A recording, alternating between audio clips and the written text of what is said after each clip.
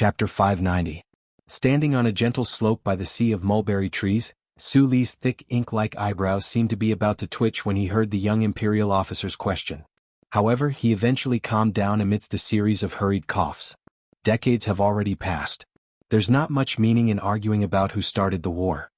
Su Lu rubbed the itchy wound on his shoulder through his silk shirt and suddenly said, "But if I remember correctly, it was you who insidiously blew up the Federation's research spaceship.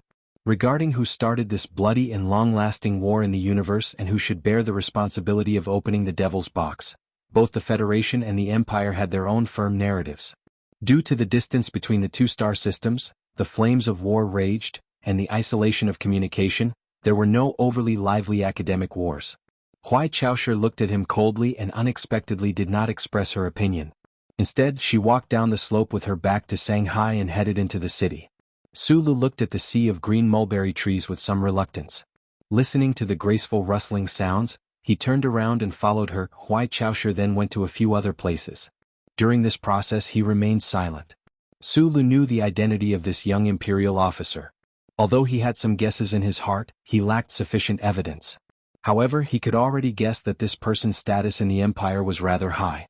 Therefore he did not understand why this person wanted to bring him, a prisoner who was destined to die, to continue this absurd sightseeing tour. Could it be that the Empire really wanted a hero created by the Federation to admit to the sins of the Federation in front of the entire universe? This kind of speculation did not make any sense. If Su Lu knew of some of the changes in the Empire's political scene, if this imperial officer was really the legendary figure he had guessed, perhaps he could understand why the other party was deliberately delaying the date of his return to Tianjin. In the afternoon, 2 skinny young men and over 100 disguised plainclothes soldiers formed a strange visiting team, arriving at Liban Star's Sangji State University. According to the special decree of the Emperor, Liban Star became the only administrative planet in the Empire that implemented indiscriminate education. That is to say, on this planet, no matter if you are a noble or a commoner, or even a serf at the lowest level, as long as your children work hard enough and are outstanding enough, you can get a fair opportunity for education.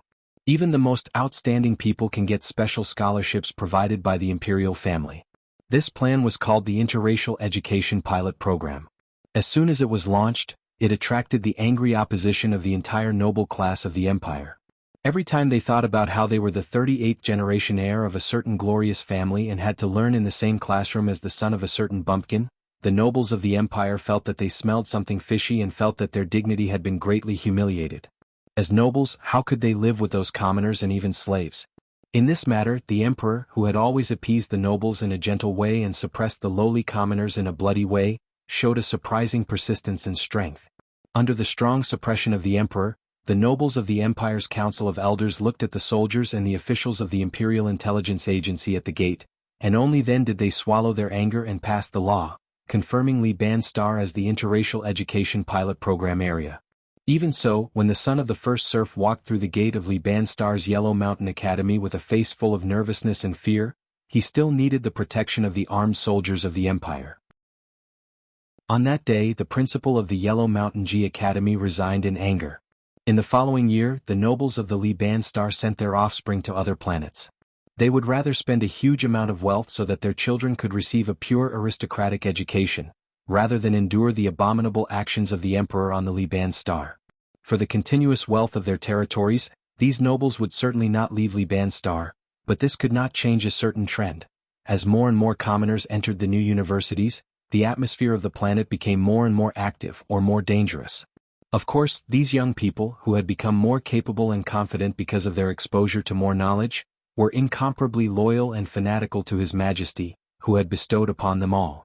In the center of the first floor of the largest building in Sangji State University, hung a huge portrait of His Majesty Huai Fuchai. Every time a student passed by, they would immediately stop their fierce academic debate and stand at attention with a solemn expression on their faces. Su Lu withdrew his gaze from the portrait and listened to the quarrel behind him. He could not help but frown slightly. His empire's language was not good, so he could barely hear that the students seemed to be discussing the control of engine output power.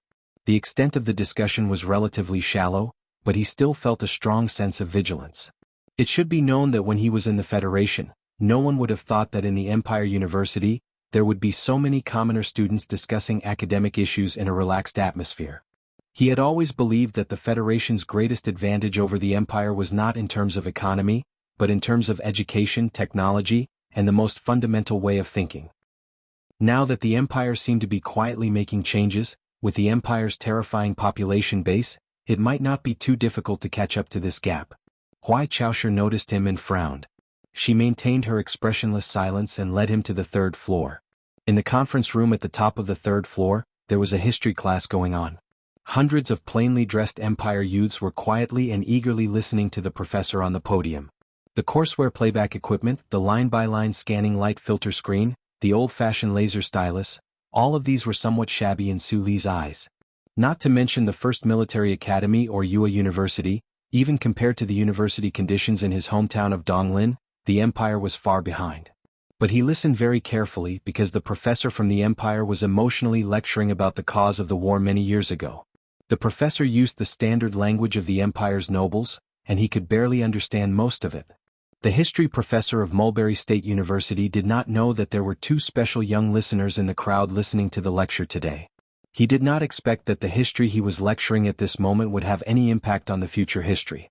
He was only using the standard teaching materials of the Empire's Royal Education Department to describe the cruelty and treachery of the people of the Federation to the youths of the Empire. For a shameless coalition of politicians like the Federation controlled by businessmen, what could make them spend a huge amount of military funds to start a long-term war? The glory of the country? No, they never know how to write the word glory. The professor waved the laser stylus on his finger excitedly. The red light dots danced quickly on the ceiling of the conference room, just like the heroic dance of the most common butterfly on this planet before its death. Its benefits? Only benefits can make this coalition of businessmen crazy. Its crystal mines. Only crystal mines can sustain their limitless expansion of the star domain, and thus alleviate the deep internal conflicts. 200 years ago, the Federation's crystal mines were already close to exhaustion. There were only two paths placed before them.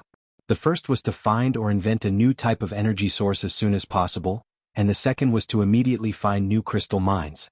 Otherwise, their spaceships that used crystal mines as a foundation would all be paralyzed, and their space weapons would all become ineffective. In other words, the Federation could collapse at any time. However, the Federation's people spent more than 100 years, yet they still couldn't find new crystal mines. All of this time that could have been used to develop new energy sources was also completely wasted. Why? Because one of the families of businessmen who controlled the Federation's political power had the legal right to exploit crystal mines, and through this authority, they obtained a large amount of benefits.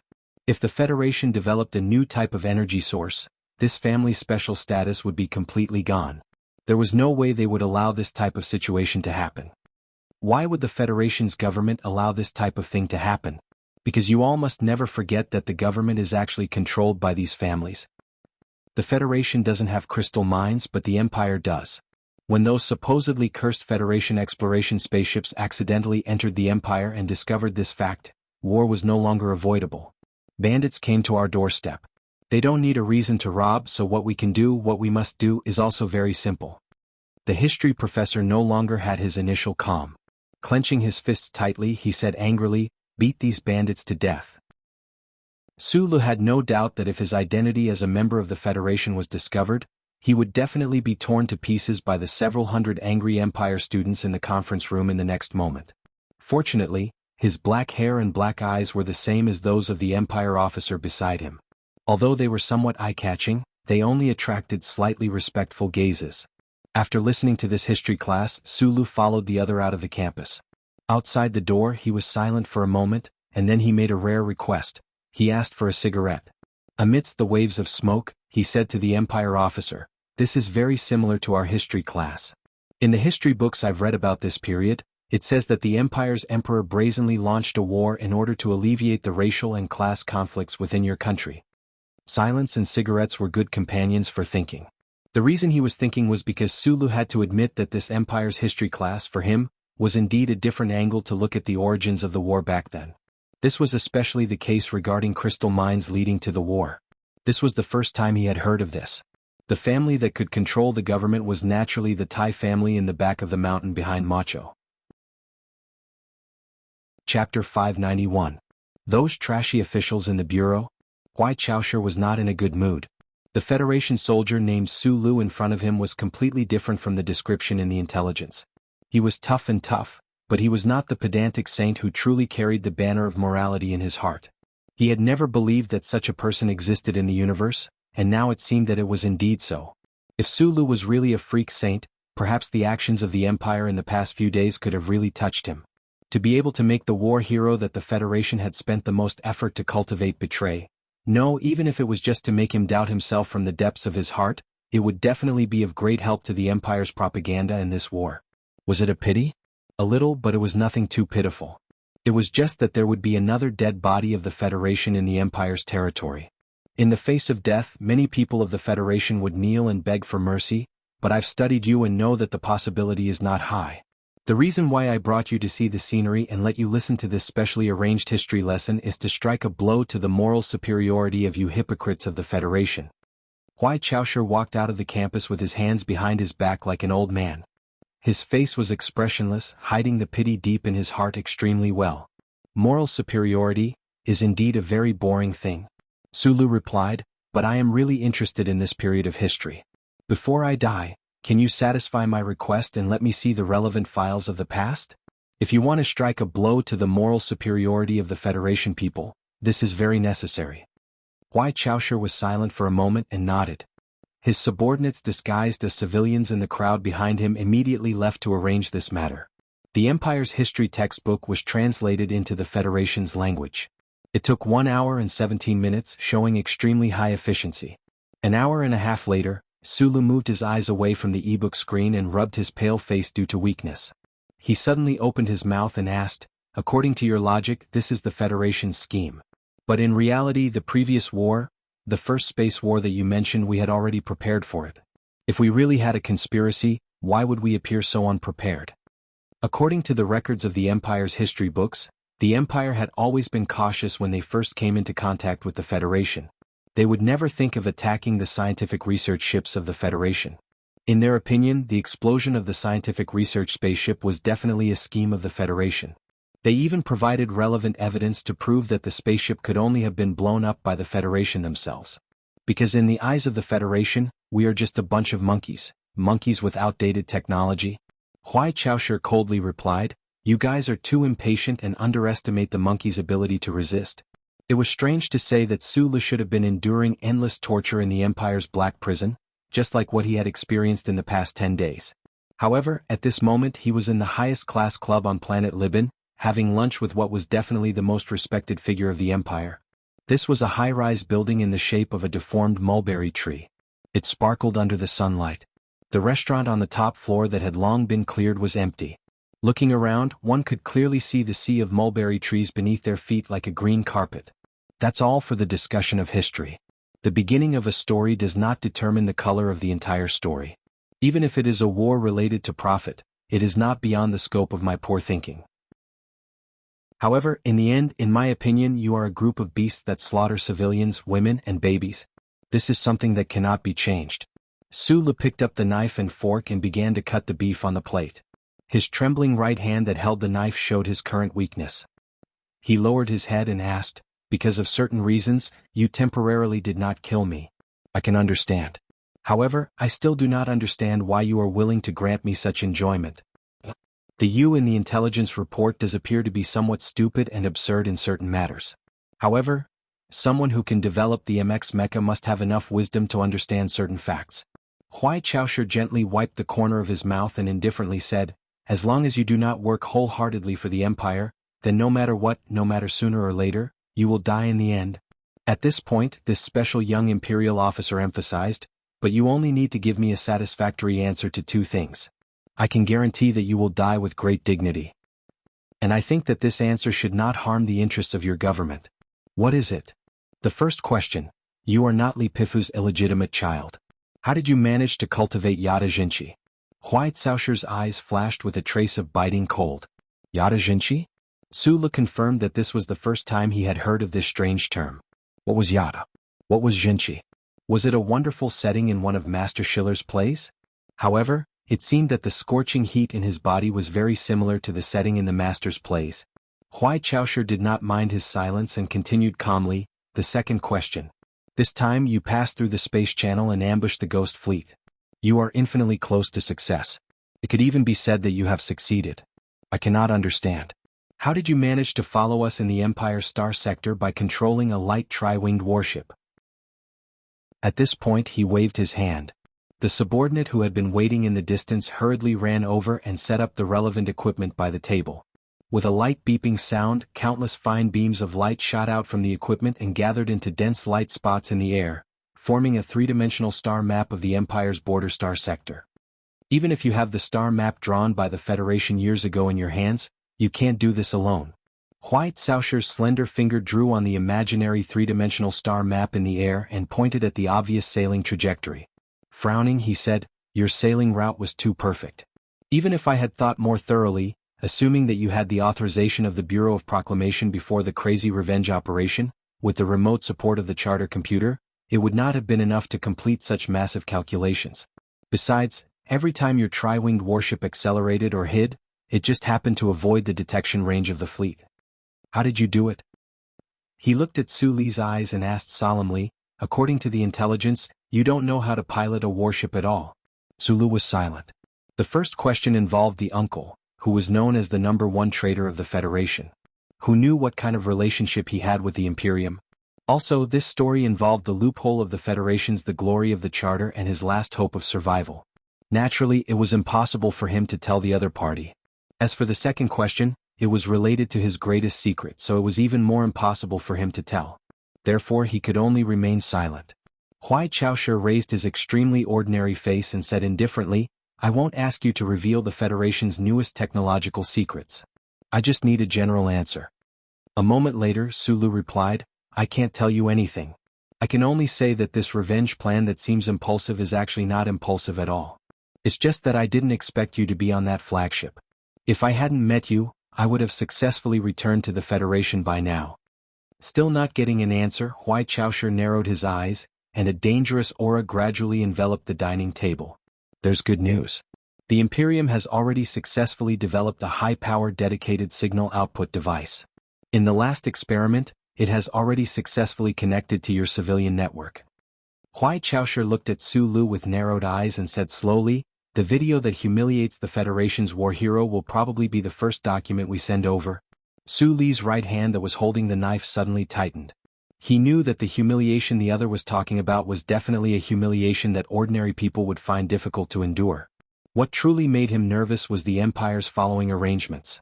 He wasn't a narcissistic person, but he had to admit that he was now important enough to be able to affect even more people and matters, and on a much larger scale. The Federation government had spent a huge amount of money to film and broadcast the documentary Team 7. Together with the media that covered everything, it was only then that he and his troops were molded into a brand new military idol. If that video that hadn't appeared yet was widely spread through the civilian network, it would undoubtedly be a heavy blow to the Federation's public and the military's morale. If such a situation really did occur, the Federation government would definitely hope that this Federation hero would simply die in battle rather than be captured and humiliated by the Empire's people. Zulu also thought the same. This is very interesting. It's just like playing cards. We killed Zhong Suehu, which is a trump card. You chased after us and killed Keaton, which can be considered as returning a hard card. I captured you, the successor of the war god. I'm very curious as to what kind of trump card the Federation can return. Huai Caosher's tone didn't contain any deliberate mockery. He raised an exquisite silver fork and sent a piece of tender beef into his mouth, slowly chewing. Why isn't it a live broadcast of me being killed? Letting the entire universe watch you die, other than stimulating the Federation's desire to fight and calming your internal conflicts, what good does it do for the Empire? I can let myself die, Sulu said with a serious tone. The department I'm in has a lot of drugs that can be used. Huai Caosher frowned, picked up an exquisite white porcelain salt jar, and lightly sprinkled some salt on the steak. Also, I understand people like you very well. You are not afraid of death, but before death truly arrives, you will stubbornly want to live on. You have strong confidence that you can live on. Therefore, unless you are certain that you will definitely die, you will never commit suicide. Sulu blinked, feeling that his eyes were a bit dry. Only now did he realize that this seemingly ordinary young officer of the Empire in front of him not only had inexplicably powerful combat strength, but also had an extremely strong ability to read people's minds and to coerce them with force. The dining table was silent. Only the sound of the silver knife and fork lightly touching the porcelain plate, and the juicy and tender sirloin touching the tongue and teeth could be heard. Huai Chaosher was waiting for Sulu to make a decision and give an answer. Sulu knew that he wouldn't give any answer. He was like he was in a bottomless dry well, looking at the trace of light that perhaps didn't exist. He was unwilling to fall into eternal darkness, but he couldn't find any solution. Right at this time, an Empire officer walked into the dining room with a serious expression, holding an electronic spectrum record book in his hand. Huai Chaosher narrowed his eyes and looked up. Sulu narrowed his eyes and looked up. Chapter 592. Huai Chaosher narrowed her eyes and looked up. Sulu looked up and narrowed his eyes. During the past few days of sightseeing, the Imperial soldiers who appeared in the open with the two of them were all wearing plain clothes. This was the first time he had seen someone wearing a military uniform, and he immediately thought that this officer should be a member of the security department hidden in the dark. "Sir, there is indeed a problem with the intelligence feedback received last night." The Imperial officer stood beside Huai Chaosher and reported respectfully and concisely, "We have increased the surveillance. Just now, the electrical detection room detected a low-energy waveform curve. It seems to be a civil electrical appliance, but the curve is a bit strange, and the spectrum exclusion is unable to obtain a result." Huai Chaosher frowned slightly and took the spectrum analysis electronic manual. Looking at the quivering curve on the top, she asked, "Weapon? Military and civil mecha heat start has been excluded, and the reference frequency of long-range weapons is also different. Analysis is being conducted. It should be safe, but the location of this restaurant is too exposed, so please leave immediately." The Imperial officer said directly, and he had no intention of avoiding Sulu at all. Although he, like many of his colleagues, did not understand why the Honorable Sir would bring this lowly Federation captive with her. In their eyes, this person was already a dead man, and it did not matter even if they heard some confidential information. Huai Chaosher looked at the curve on the electronic manual, and the angle of her thin and black eyebrows furrowed a little wider. She was a little self-deprecating in doubt. Was there anyone in the Empire who dared to harm her? Sulu heard the Imperial officer's conversation, but his pair of black eyebrows did not helplessly furrow into a ball, but suddenly raised like a knife because he saw a very familiar curve in the corner of his eyes. His pupils suddenly constricted and brightened. He felt a chill coming from his neck, causing the hair on that area to stand on end. This was indeed not the heat start waveform curve of a mecha, nor was it the warm-up curve of a fighter jet. In fact, the entire surveillance department of the Empire should not have seen this curve, and there were very few people in the Federation who had seen this curve. But he had seen it before. In the glacier of 5460 Shirqinghai, he and Gu Shifeng had discussed many times what electronic means should be used to destroy this terrifying weapon's only flaw that not many people had discovered. But because of the tight time, he and Gu Shifeng only found a direction, but did not succeed in putting it into practice. It was ACW. This curve was the redundant overflow waveform created by the activation of the ACW electric pulse ignition device and the magnetic resonance auxiliary effect. It sounded ridiculous that a gun could actually alarm an electronic monitoring device, but when it was placed on this big gun that gathered the wisdom of countless weapons experts in the Federation, and was so expensive that the former Minister of Defense cursed for 3 days straight, it seemed reasonable. When this terrifyingly powerful king of single guns first appeared on the Chiolin slope outside the S2 Foundation building, it blasted apart Macklin's well-trained subordinates and powerful Special Task Force agents. When it reappeared in the snowy world at the front lines of the West Woods, it was like a ghost that took the lives of more than a dozen high-ranking Imperial officers in succession. In the entire Federation, only 3 ACWs had ever been produced, and one of them had always been in the hands of his best friend, Shirqinghai. Therefore, he knew better than anyone else just how terrifying this great gun was. Due to the scarcity of manufacturing costs and materials on the battlefield, the ACW was an extremely poor sniper rifle. However, if it was used for assassination, it was definitely the most despairing choice. There was a slight breeze of fresh air in the restaurant on the top floor, but the little goosebumps on the back of Su Li's neck were about to freeze. Where was that sniper? The ring-shaped restaurant surrounded by transparent glass was empty, and there was only a mountain ridge in the distance that looked like a black line. You should be there. Who was the sniper's target? Him. But if the Imperial people wanted to kill him now, it would be too easy. Why would they go through so much trouble? And it was obvious that the young and noble Imperial officer across the table did not know about this matter, let alone that there would be 3 high-speed tungsten alloy bullets flying towards him.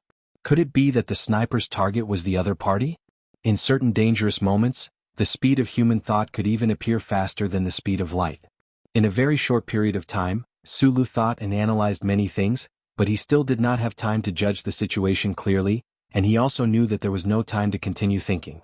No matter who the sniper's target was, the only thing he had to do now was to fall down as fast as he could and look for something hard enough to cover his body with a whoosh. The silver knife, fork and white bone porcelain tableware splashed everywhere with Su Li's movements.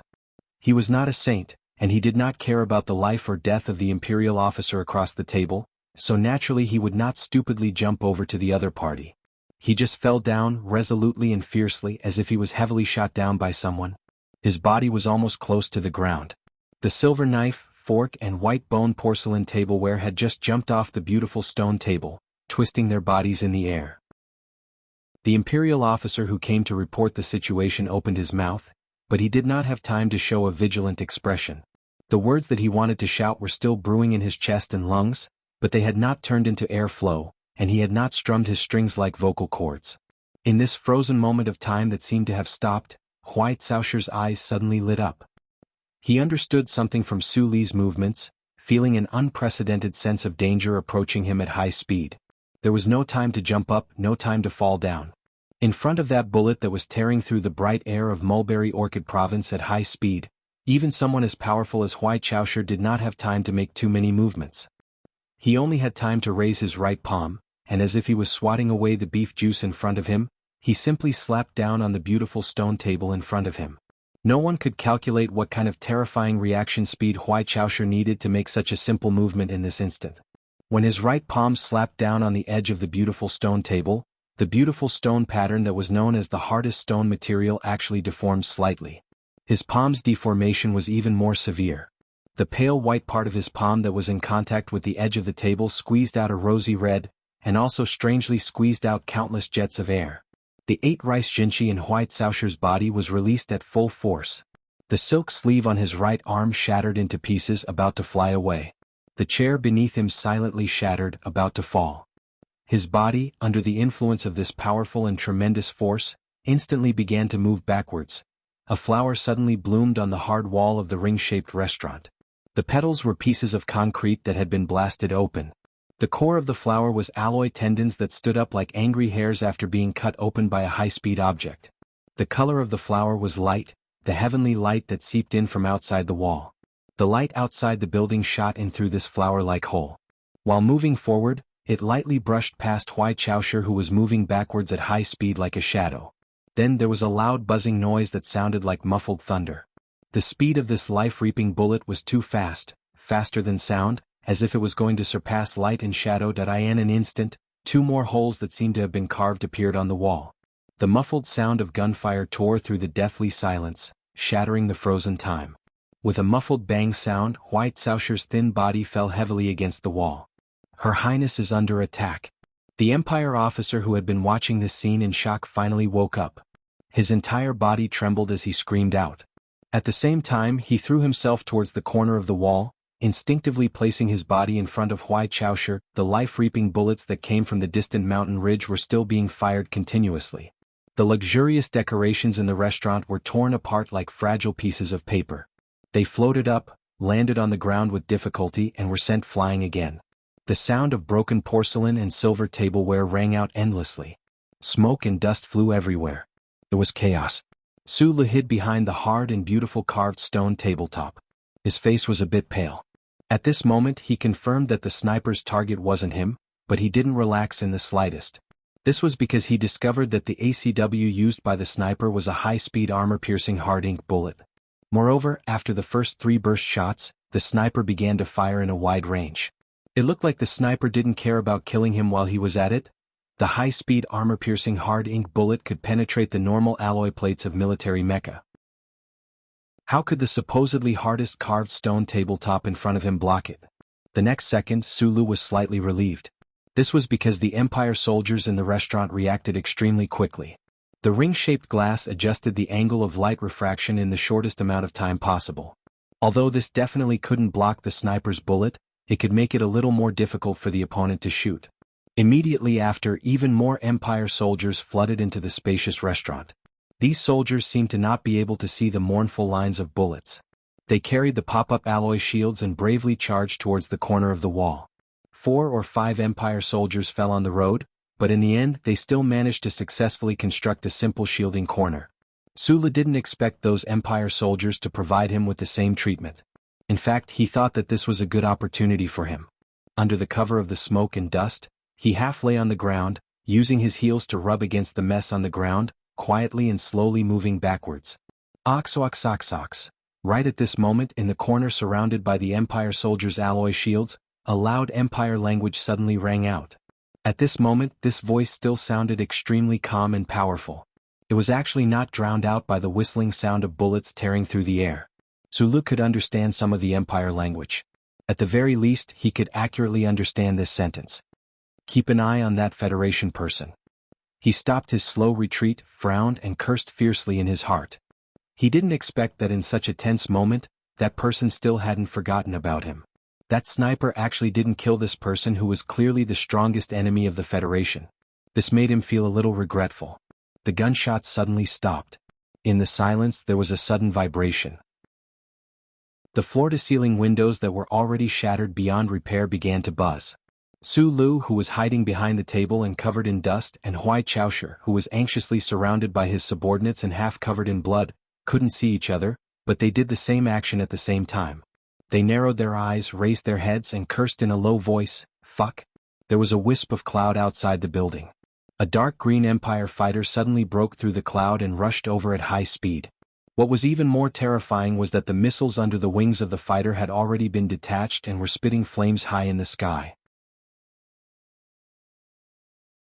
Chapter 593. Did he always see something inauspicious every time he raised his head and narrowed his eyes? Su Li's eyes were wide open as he stared at the rapidly approaching aircraft in the air outside the building, as well as the 4 dazzling missile jet streams that filled his nose with the smell of death. In the Federation's understanding, the Imperial family should be a supreme existence in their star field, an existence that no one dared to look down upon. But how could there be someone who dared to assassinate that young Imperial officer? They even sent out fighter jets. Death was about to arrive in an instant, but Sulu was still unwilling to give up. He hurriedly breathed in the air mixed with smoke and dust as he ran a few steps toward the corner of the building. The beam structure of the building there should be able to increase the chances of survival after the building collapsed. Even if it only increased the chances of survival from 1 in 10,000 to 1 in 1,000, the chances were still higher. Whoosh, whoosh, whoosh, whoosh. Countless densely packed sounds rang out as hundreds of white streams of air rose from below the high-rise building where the restaurant was located. They quickly swept past the ring-shaped glass window and then abruptly turned, heading toward the 4 missiles. The Imperial Defensive Bomb Cluster Formation? Right before the explosion, Sulu recognized these things. In a flash, a thought appeared in his mind. To have the qualifications to have these battlefield weapons protect the team, the identity of the young officer should not be far from what he had guessed. The rapidly rising dense bomb cluster successfully intercepted 3 extremely powerful missiles in the shortest amount of time, but missed the last one. The violent explosion, the dazzling flames, the flying debris, and the pungent smoke instantly occupied the entire restaurant. A huge hole was blown in the wall in front of the right. The wind from the outside whistled in and was licked by the burning flames. The temperature was boiling hot. The slender and elegant high-rise building shook like a young girl who had been slapped on the back of her head by a naughty boy. However, for the people inside the building, it was like they had experienced a terrifying earthquake. The floor shook violently and no one could stand still and fell heavily to the ground. As for the soldiers of the Imperium who were close to the center of the explosion, many of them were blown out of the building by the airwaves before they could even make a sound, turning into black spots that rapidly fell from the sky. Some of them crashed into the wall on the opposite side and died while spraying blood. Some of the soldiers were set ablaze, screaming miserably before they fell to the ground and twitched, unable to get up again. Sulu was very lucky. The missile that wasn't intercepted exploded very far away from his body. Other than the rubble that flew up from his brow bone, his body was unscathed. In the corner a few steps away from him, Huai Chaosher, who was surrounded by the soldiers of the Imperium and their alloy shields like a cocoon, was naturally not dead either. The soldiers in the corner quickly dispersed. Huai Chaosher stood up with a cold face. half of his body was dyed red with blood. Combined with the ruthlessness that flashed across his cold face, it made people shudder. In the blink of an eye, the emotions on his face suddenly became abnormally heavy. It was unknown what he had thought of, but this young expert of the Imperium who had remained calm in the face of an assassination attempt, only angry and not frightened, also felt somewhat bewildered and at a loss. However, these emotions were only temporary. Huai Chaoshu coldly glanced at Su Lu, who was not far away, walked over with large strides, grabbed him by the back of the neck, lifted him up, and threw him to a subordinate officer behind him. Then he quickly left with the crowd. This was a shameful treatment, like catching a chicken. However, Su Lu knew very well that as a prisoner of the Federation, he could not expect to receive true respect. The so-called sightseeing and the so-called imperial cuisine were only because the other party had a request. Right now, the environment was dangerous, so how could the other party still care about psychological attacks? That special Imperium officer was heavily injured, but the movement of his hand reaching out and grabbing was still as strong as before. His palm wasn't large, but it was harder than steel. The blood that flowed down this person's arm turned his shoulder wet and sticky. The Imperium soldiers protected Huai Chaoshu as quickly as possible, pushing and even dragging Su Lu to the bottom of the building. There were already more than 10 bulletproof military vehicles waiting by the side of the street. However, those who dared to carry out this crazy assassination had no intention of letting this group of people leave just like that. The Imperium soldiers in charge of security and surveillance had some ugly expressions on their faces. Just 3 blocks away there was a mechanized unit approaching at high speed. At this very moment, a mechanized unit without any electronic communication verification represented absolute danger. Meanwhile, the surveillance confirmed that this unit's combat strength was at least greater than that of a reinforced battalion. There was absolutely no way these 100 or so soldiers could contend against them. "Sir, please leave first." The Imperium's military officer in charge of security gave Huai Chaoshu a military salute with a flushed face, and then loudly said to the surrounding soldiers, "Stop them on the spot, immediately set up temporary fortifications." The Imperium soldiers responded in unison, quickly moving into action.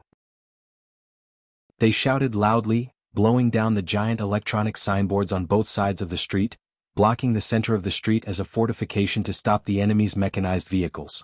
At the same time, they drove over the military vehicles that they had decided to leave behind, also blocking the street. Even though they knew that this was a mission to stop the enemy, these Imperium soldiers didn't hesitate in the slightest. Their faces didn't show any fear, instead full of valiant fighting spirit. In order to protect the Imperium's pride, their most respected officer, they truly did not fear death. Huai Chaoshu nodded at his subordinates, turned around and sat on the military vehicle. During this entire process, his face was still cold, not saying a single word. As a soldier, at this very moment, any sadness of parting was a waste of emotion and hypocrisy. Accompanied by the ear-piercing grinding sound of wheels, several military vehicles quickly drove away. Su Lu looked at the young military officer in the front row who could make countless Imperium soldiers willingly give up their lives. His brows furrowed slightly and he coughed twice. He didn't understand where this person's grave and worried expression came from. This freakish expert who didn't even frown when half of his body was covered in blood, what was he worried about at this time? It shouldn't be that he was worried about the pursuit from behind or the lives of his subordinates. People like him should have long since become indifferent to such things. Suddenly, concentrated gunfire and explosions rang out in the streets behind them. Su Lu turned back to look, only to see flames and smoke rising into the sky. In order to cover for Huai Chaoshu's departure, the Imperium soldiers engaged in fierce and even bloody battles with the enemy in the streets of Mulberry-Ji province. Over 100 soldiers gradually died in silence. Of the several military vehicles that drove away, only 2 were left behind to carry out a desperate suicide attack. Huai Chaoshu's group finally managed to temporarily shake off the pursuit of the enemy and arrived at the outskirts of a quiet residential area. The door to the underground garage slowly opened, and 3 military vehicles filed in. As the door closed once more, no one was able to discover the abnormality of this place. In the dim underground garage, Huai Chaoshu's expression was still heavy. He looked at the electronic map and said, "Cut off all contact with the outside world and stay here for 20 minutes to observe the situation." "Yes, sir," a soldier replied. "This is the latest meeting point set up by the Bureau. As long as those traitors are unable to infiltrate the royal palace, they should not be able to find this place." They had some guesses as to who dared to carry out the assassination, but no matter who it if they dared to assassinate the emperor, then they were, without a doubt, traitors. Huai Chaosher made a sound of agreement. For him, the most important reason for choosing this meeting point was not because it was hidden, but because it was the source of his confidence in moving unhindered through the universe. The history of the empire was written with blood. He knew this very well since he was young. However, ever since the emperor inherited the throne, the empire and the noble class were unprecedentedly united. At least it was on the surface. No one dared to challenge the dignity of the royal family, much less carry out such a crazy action. Who dared to assassinate him? Huai Caosher's expression was unusually heavy. Just as Su Lu had analyzed, he was not worried about his own safety. Instead, he thought that if those people dared to assassinate him, they would definitely know how angry the emperor would be. Then, would the emperor's safety also be threatened at this moment? Suddenly the alarm rang. The Empire officer looked at the data feedback on the screen with a face full of shock. He said with extreme guilt, "The whistle left outside confirmed that the rebel army suddenly changed direction and is coming this way. Sir, this place should be exposed." As he spoke, the Empire officer's hand was on the gun at his waist. He swept his cold gaze over the people present, trying to find the traitor hiding among his own people. "Don't move." An officer at the front right suddenly took out a metal gun from behind him and shouted at the crowd, "Otherwise, I will immediately kill the emperor." The cold gun barrel trembled slightly as it aimed at Huai Chaosher. The officer's voice was also trembling. It was obvious how much pressure he was under at this moment. "Rossi, you traitor, put down the gun. Otherwise I will kill you." The Empire officer from before roared angrily. He wanted to rush forward and use his chest to block the muzzle of the gun, but because he was afraid that the opponent's bullet would hurt the emperor, he did not dare to move. "Our people will be here soon." The Empire officer named Rossi laughed somewhat crazily and said in a shrill voice, "When the time comes, I will kill all of you." "Rossi, why is this? Have you forgotten the kindness that the emperor has shown you?" Huai Chaosher looked at this subordinate officer expressionlessly. He could no longer remember when this officer had entered the bureau to work, and when he had become his direct subordinate. He did not listen to the angry questioning of his loyal subordinate. He did not even look at the trembling gun barrel. Instead, he took a step forward without any warning. Half of his body was covered in blood. It was as if he was stepping on the wind. In an instant he moved forward 2 meters. He slapped down with his palm, bending the gun barrel and breaking the traitor's neck at the same time. With a crack, the traitor fell to the ground. His head was horribly tilted to the back. Su Lu, who was standing behind the crowd, narrowed his eyes. He was shocked. The emperor was seriously injured, but he was still so strong. Chapter 594. The dark underground parking lot, the dangerous guns, and the escape. This kind of familiar environment made Su Lu feel a little uncomfortable. The internal strife of the empire had nothing to do with him, a soldier of the Federation. Ever since he entered the underground parking lot, he had been standing silently at the back, watching everything unfold, trying his best to listen to the empire's language, which was difficult to understand. Assassination, traitor? He felt that the conversation of these empire people was very much like a clumsy script, but he had never thought that such a clumsy script would have such a seemingly natural, understated, and yet extremely sharp ending. The empire soldiers looked at the traitor officer lying in a pool of blood with disdain, walked to the side of the underground parking lot, pulled open the cement wall camouflage outside, and then tore off a large piece of blue electronic dustproof cloth. With a whoosh, a new empire mecha in black and green revealed its true appearance amidst the flying dust. Its armor glowed with a faint metallic luster, its body slender like a demon, and strange metal boxes hung from each of its joints. Su Lu narrowed his eyes, his pupils constricting.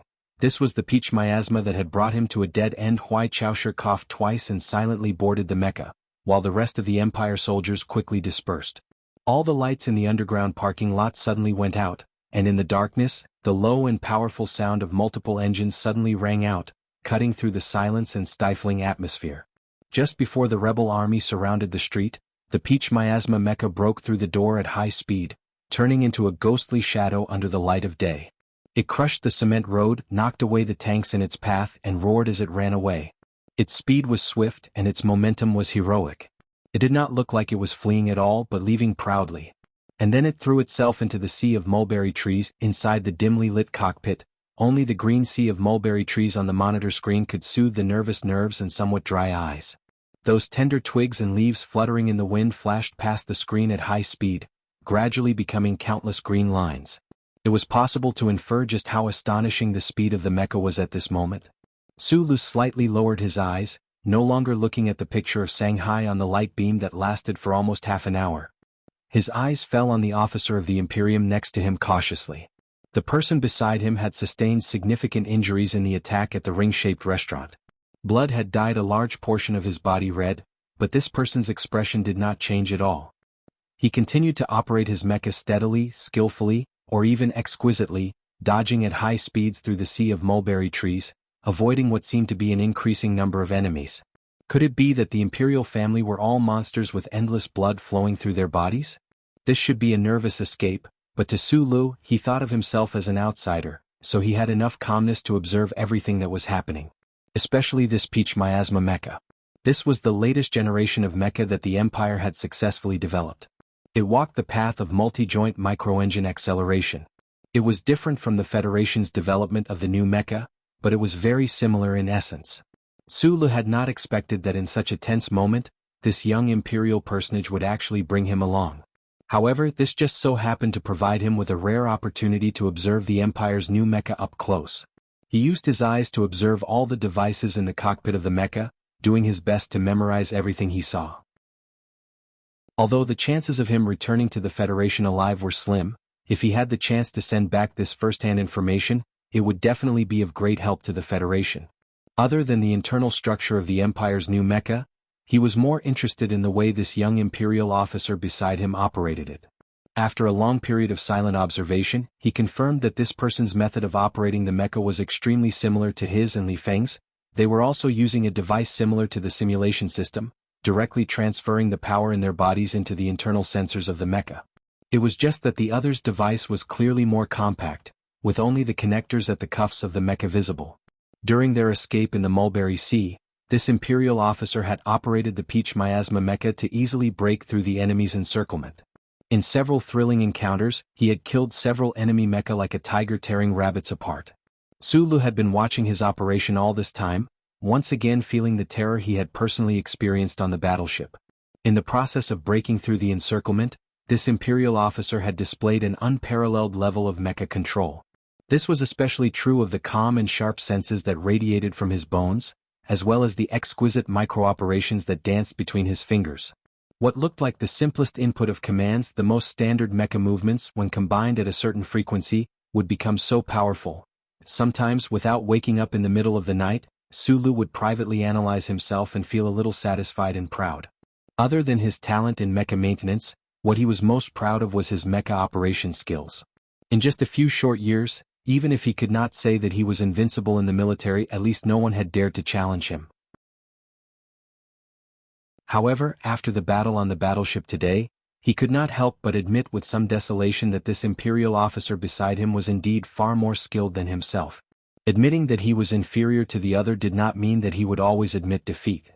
His personality determined his way of thinking, especially when he thought about how this Imperial officer beside him was really that legendary person. If he was really that person from the legends, then losing to this person would not be considered too shameful. At this moment, he missed dearly that black MXT that had self-destructed on that flagship. The Mulberry Sea in the middle of the night was like the sinister grasslands of the giant kingdom. Starlight cascaded down from the dome above, and those dense branches and leaves that swayed gently in the night wind were like the countless tentacles of a monster, ready to bind and devour the people who were trying to escape at any moment. Those dense rustling sounds were like demons eating with a smile on their faces, making people shudder in fear. The Peach Miasma mecha, covered in metal boxes, was currently lying on its side in an empty space in the forest like a giant pile of metal trash. The temperature of the mecha had already dropped significantly, so in the cool night, it should be able to hide from the infrared scanning systems of the pursuers. Sulu leaned against a mulberry tree. The weeds beneath him were somewhat damp and cool, making his lungs feel uncomfortable. He used his hand to cover his mouth, stopping all the coughing, his face showing an unhealthy flush. The dog-eat-dog of the Empire had nothing to do with him. Those pursuers had heard the coughing and rushed over. Killing that Empire officer did not make him feel the slightest bit of guilt, but for the sake of his own safety, he still needed to be a little more careful. He narrowed his eyes and looked at the empty space beside the mecha more than 10 meters away. The night was dark, but his eyesight allowed him to see everything clearly. That Empire officer seemed to have tried to contact someone earlier, but had failed. The Empire officer's expression was rather heavy. After using a first aid kit to treat his wounds, he had been sitting silently under another tree, eyes closed, resting. From that somewhat shocking amount of HP, it was possible to determine that the opponent had suffered a very serious injury. However, Sulu did not have the urge to help the opponent. Even for the sake of his own safety, he was willing to let this powerful opponent be a little weaker. Moreover, this kind of freakish human resembling madmanly probably would not die so easily. In the darkness of the mulberry forest, the two of them did not speak, each thinking about their own concerns. Earlier in the dining hall, Sulu had been puzzled as to why this Empire officer had such a heavy expression. Now that he was more and more certain of the other's identity, he could more or less understand. Thus, the only question that truly troubled him was that gunshot at the beginning of today's assassination. Why would the ACW secretly developed by the Federation appear within the Empire's borders? Why would it appear in the hands of those assassins? Sulu pondered in silence for a long time. He could only think of one explanation, and that was that in these past few decades, the Federation had never stopped infiltrating the Empire, and might even be secretly collaborating with certain Empire factions. The night gradually deepened, the stars gradually shifted, and the temperature gradually dropped. Under one of the mulberry trees, Sulu narrowed his eyes and looked at the Empire officer under the other tree. Seeing that his breathing was gradually calmer and his shoulders naturally shrunk inward, he understood that under the condition of blood loss, this person should be feeling somewhat cold. Other than shivering clothes, humans also had a way to resist the cold. Although this kind of sleep was often fatal, it was always hard to resist the instinctive choice. The wind was still blowing the branches of the mulberry trees, rustling them in a monotonous manner that induced sleep. Sulu remained motionless. He silently looked in that direction, counting the other's breathing rate. Only after counting for nearly an hour did he lower his gaze and slowly take off his shoes. Immediately afterward, he took off his dusty and blood-stained silk jacket, gently wetting it in the small hole under the tree and tying it around his neck. Then he silently stood up and carefully took a step back. His bare feet stepped on the soft, wet grass without making any sound. Not even the insects in the grass were startled. He took a second step and once again approached the mulberry forest behind him, forcibly suppressing his heartbeat and controlling his breathing. Then came the third step. As long as he entered the sea of darkness behind him, who could catch him? However, at this moment, a silent vibration suddenly came from his shoulders, causing his footsteps to freeze in place. Lowering his head to look, the bracelets tied to the two bloody holes above his shoulder blades weakly lit up 3 times. After a moment of silence, Sulu inwardly sighed and lightly shook his head. Under the mulberry tree 10 some meters away, Huai Chaosher slowly opened his eyes. His eyes were abnormally bright as he looked at Sulu and said in a hoarse voice, "I always thought you to be a smart person. Now, it seems that you have made a few mistakes in your judgment." His voice was suppressed to an extremely low level. The night birds resting in the forest were still in their sweet dreams, undisturbed. However, he knew that Sulu should have been able to clearly hear his words. "The enemy of my enemy is not necessarily my friend. Those people who want to kill me are probably also very willing to kill you." Huai Chaosher said with an indifferent expression, "The Empire is covered in chip detection equipment. Do you really think you can escape?" Sulu was silent for a moment. Naturally, he would not explain his final card to his opponent. He walked back to his own mulberry tree and somewhat tiredly sat down as if he had done nothing. "In addition, this time, I don't know if I can survive." Huai Chaosher looked at him and said, "But before I die, I will definitely kill you first, so you had best pray that I can survive." Chapter 595. What followed was silence. The forest was silent. Sulu and Huai Chaosher were like two statues, sitting silently under their respective mulberry trees. Only when the willow trees began to turn white on the horizon did they suddenly open their eyes at the same time. It was not because they were startled awake by the light, but because they had smelled a dangerous scent coming from the mulberry forest at the same time.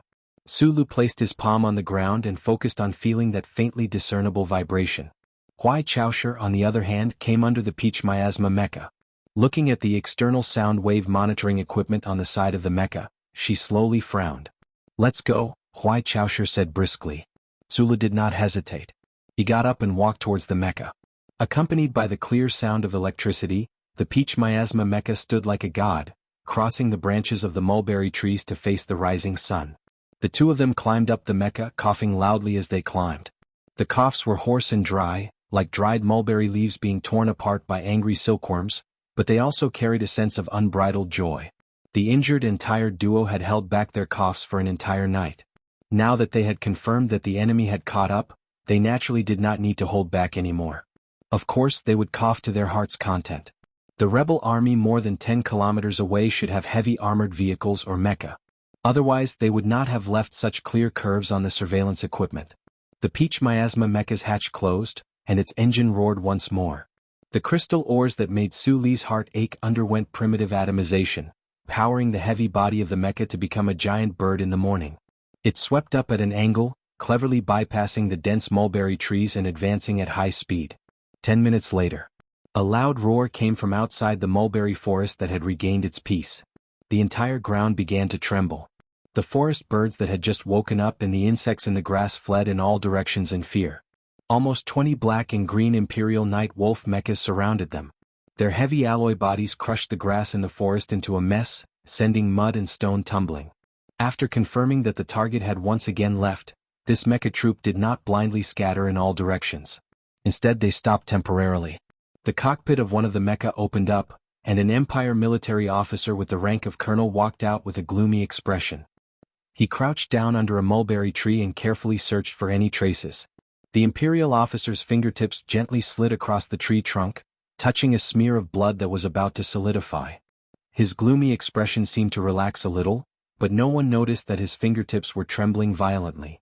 In front of his subordinates, this officer had to maintain absolute calmness and confidence, but in the depths of his heart, to carry out such a terrifying mission, to hunt down that important figure, his heart had long been endlessly terrified. In the next 10 days or so, in the sea of mulberry trees on planet Liban, 7 or 8 teams like this mecha troop appeared. These Imperial troops of unknown power silently and patiently pursued that mecha. No reinforcements came. The Peach Miasma mecha was alone in the sea of mulberry trees, dealing with these rebel troops. Even though the two people in the mecha's cockpit were the strongest mecha warriors in the universe, facing the pursuit of almost 200 mecha, they could not actively choose to fight head-on. Moreover, Su Li's internal strength was completely destroyed, and Huai Chaoshi was heavily injured. The situation was very critical. Fortunately, the mulberry trees on this planet were shockingly large, giving the Peach Miasma mecha enough space to escape. In the process of escaping, the Peach Miasma mecha braved the danger of being monitored by the enemy and finally succeeded in contacting a certain intelligence source. However, Huai Chaoshi still had no way of fully grasping the current situation on planet Liban.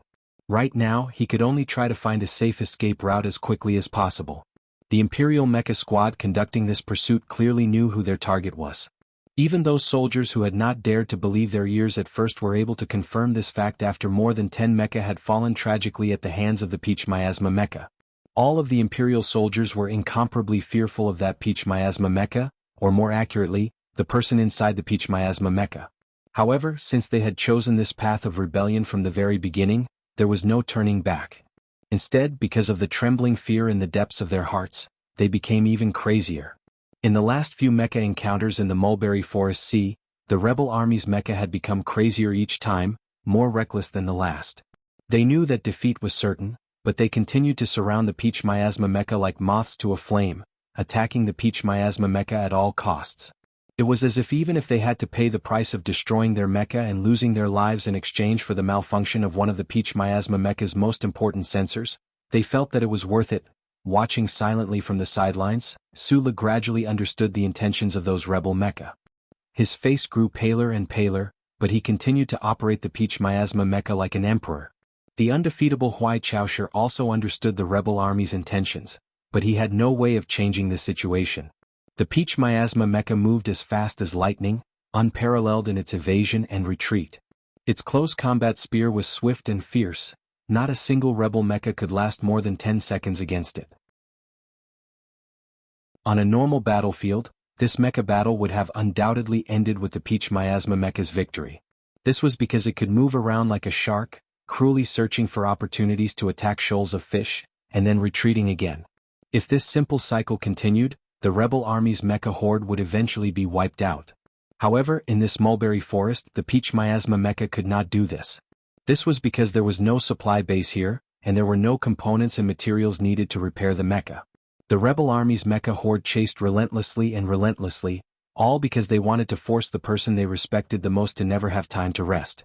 Their injuries and exhaustion would continuously eat away at that person's strength. At the same time, they also wanted to continuously wear down the peach miasma mecha's body. In this primitive agricultural area, if the mecha could not be repaired, then it could only be nibbled to death by shoals of fish. During the process of their escape, Sulu had been diligently observing or studying the mecha controls of this Empire elite. Even if tomorrow morning or the next moment, this innocent fish in the pond would be burned to death, he still devoted a great deal of energy to this task.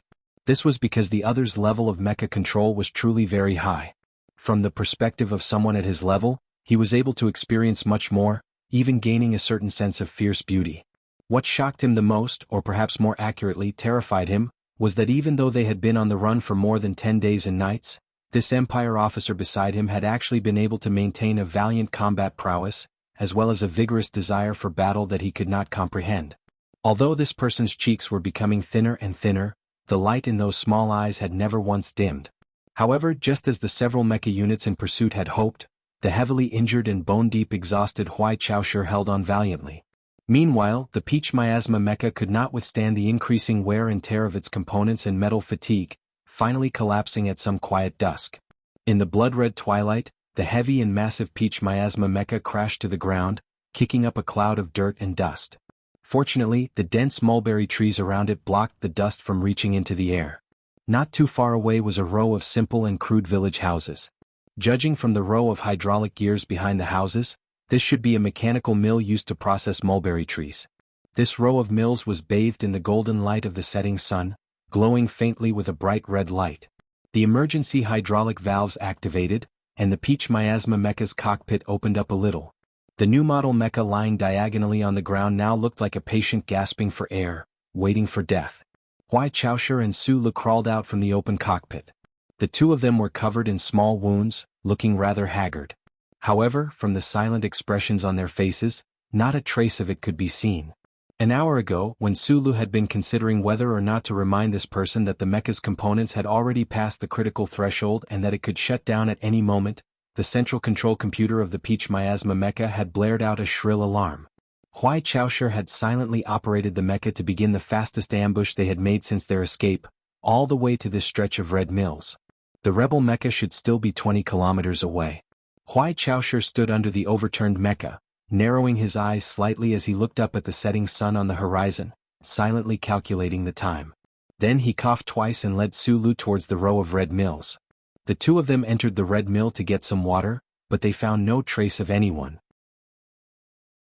It seemed that the faction that had betrayed the imperial family had at least taken control of the Mulberry province. They had cleaned up this vast farming region of mulberry forests very thoroughly.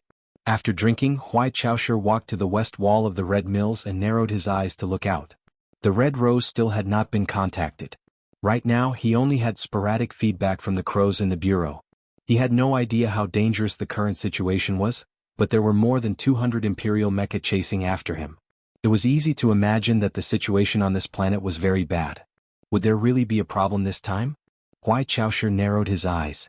He looked like an ordinary Imperial military officer, but in reality he was definitely not ordinary.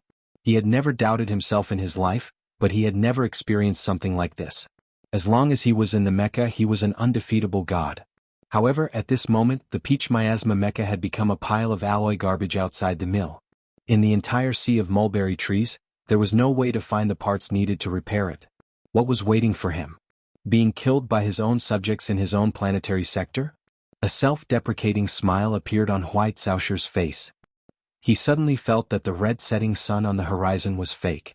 Otherwise, why would his body feel so cold?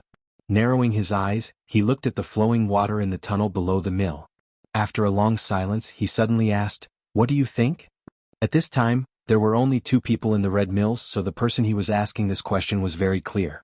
Sulu frowned and looked over, looking at the pale face of the Imperial Royal in the twilight.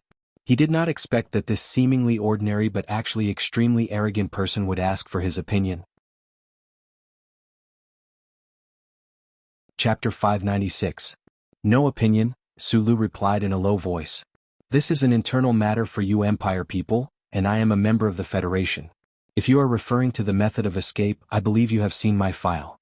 My level of tactical deduction has never been high. These two people in the Red Mill were both extremely cold and ruthless. For different reasons they were used to silence. However, for some reason, Sulu became more talkative in front of this person. For a second he thought of his own childhood. Back then he had lived with his parents and sister. He seemed to have a lot to say. Even when he was an orphan he still spoke a lot. Perhaps it was because he later met a nagging uncle that he became less and less talkative. Actually, I think the key question now is whether or not your emperor will survive this assassination attempt. Sulu woke up from his momentary daze. He looked at him and said, if he dies, even if you escape this planet, you won't be able to survive. Huai Chaoshi frowned. She did not expect this Federation member to see the most fatal part of the situation so quickly. Sulu paused for a moment. He looked at the Empire officer and continued, Your Highness, those people even dared to assassinate you. Naturally they will kill your father first. Hearing the words Your Highness, Huai Chaoshi narrowed her eyes. A glint flashed through her eyes. After a moment of silence, she still did not give any response. Sulu looked into her eyes and said, Rumor has it that you passed Mecha level 6 at the age of 12. I have a proud friend who has you as his goal. After these days of escape, I can confirm that you are indeed the most talented and powerful pilot in the universe. So, I don't understand why you didn't choose to break out of the encirclement at the beginning of the attack. Instead, you chose to enter this Mulberry Sea. The proud friend he was referring to was Tai Ziyuan.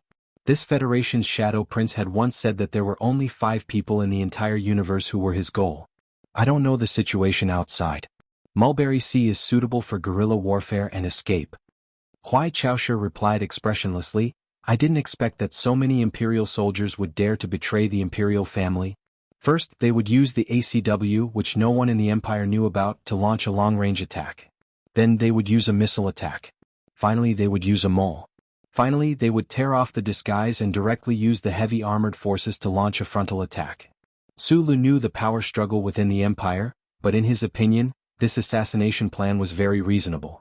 If he was not so familiar with the activation curve of the ACW, perhaps the pride of the Empire in front of him, the powerful princess, would have died under that terrible big gun. However, this kind of assassination arrangement also revealed some kind of information. The force that dared to betray the royal family obviously only wanted to solve the problem in the simplest and fastest way in the beginning. They didn't want to make too much of a commotion. It was only later that they were forced by the situation that the whole incident gradually escalated. From this, it seemed that the force that betrayed the royal family didn't completely control the situation on this planet. You should contact a reliable subordinate on this planet, Sulu suggested. I can't contact Red Rose. There are too few sources of information. I can't judge who is trustworthy. Huai Chaoshi glanced at the watch on her wrist and said, The traders will need at most 3 hours to see through my last disguise and find this red mill. I hope you can provide some meaningful suggestions. Sulu lowered his head and coughed twice in pain. He squinted at the princess and couldn't help but shake his head.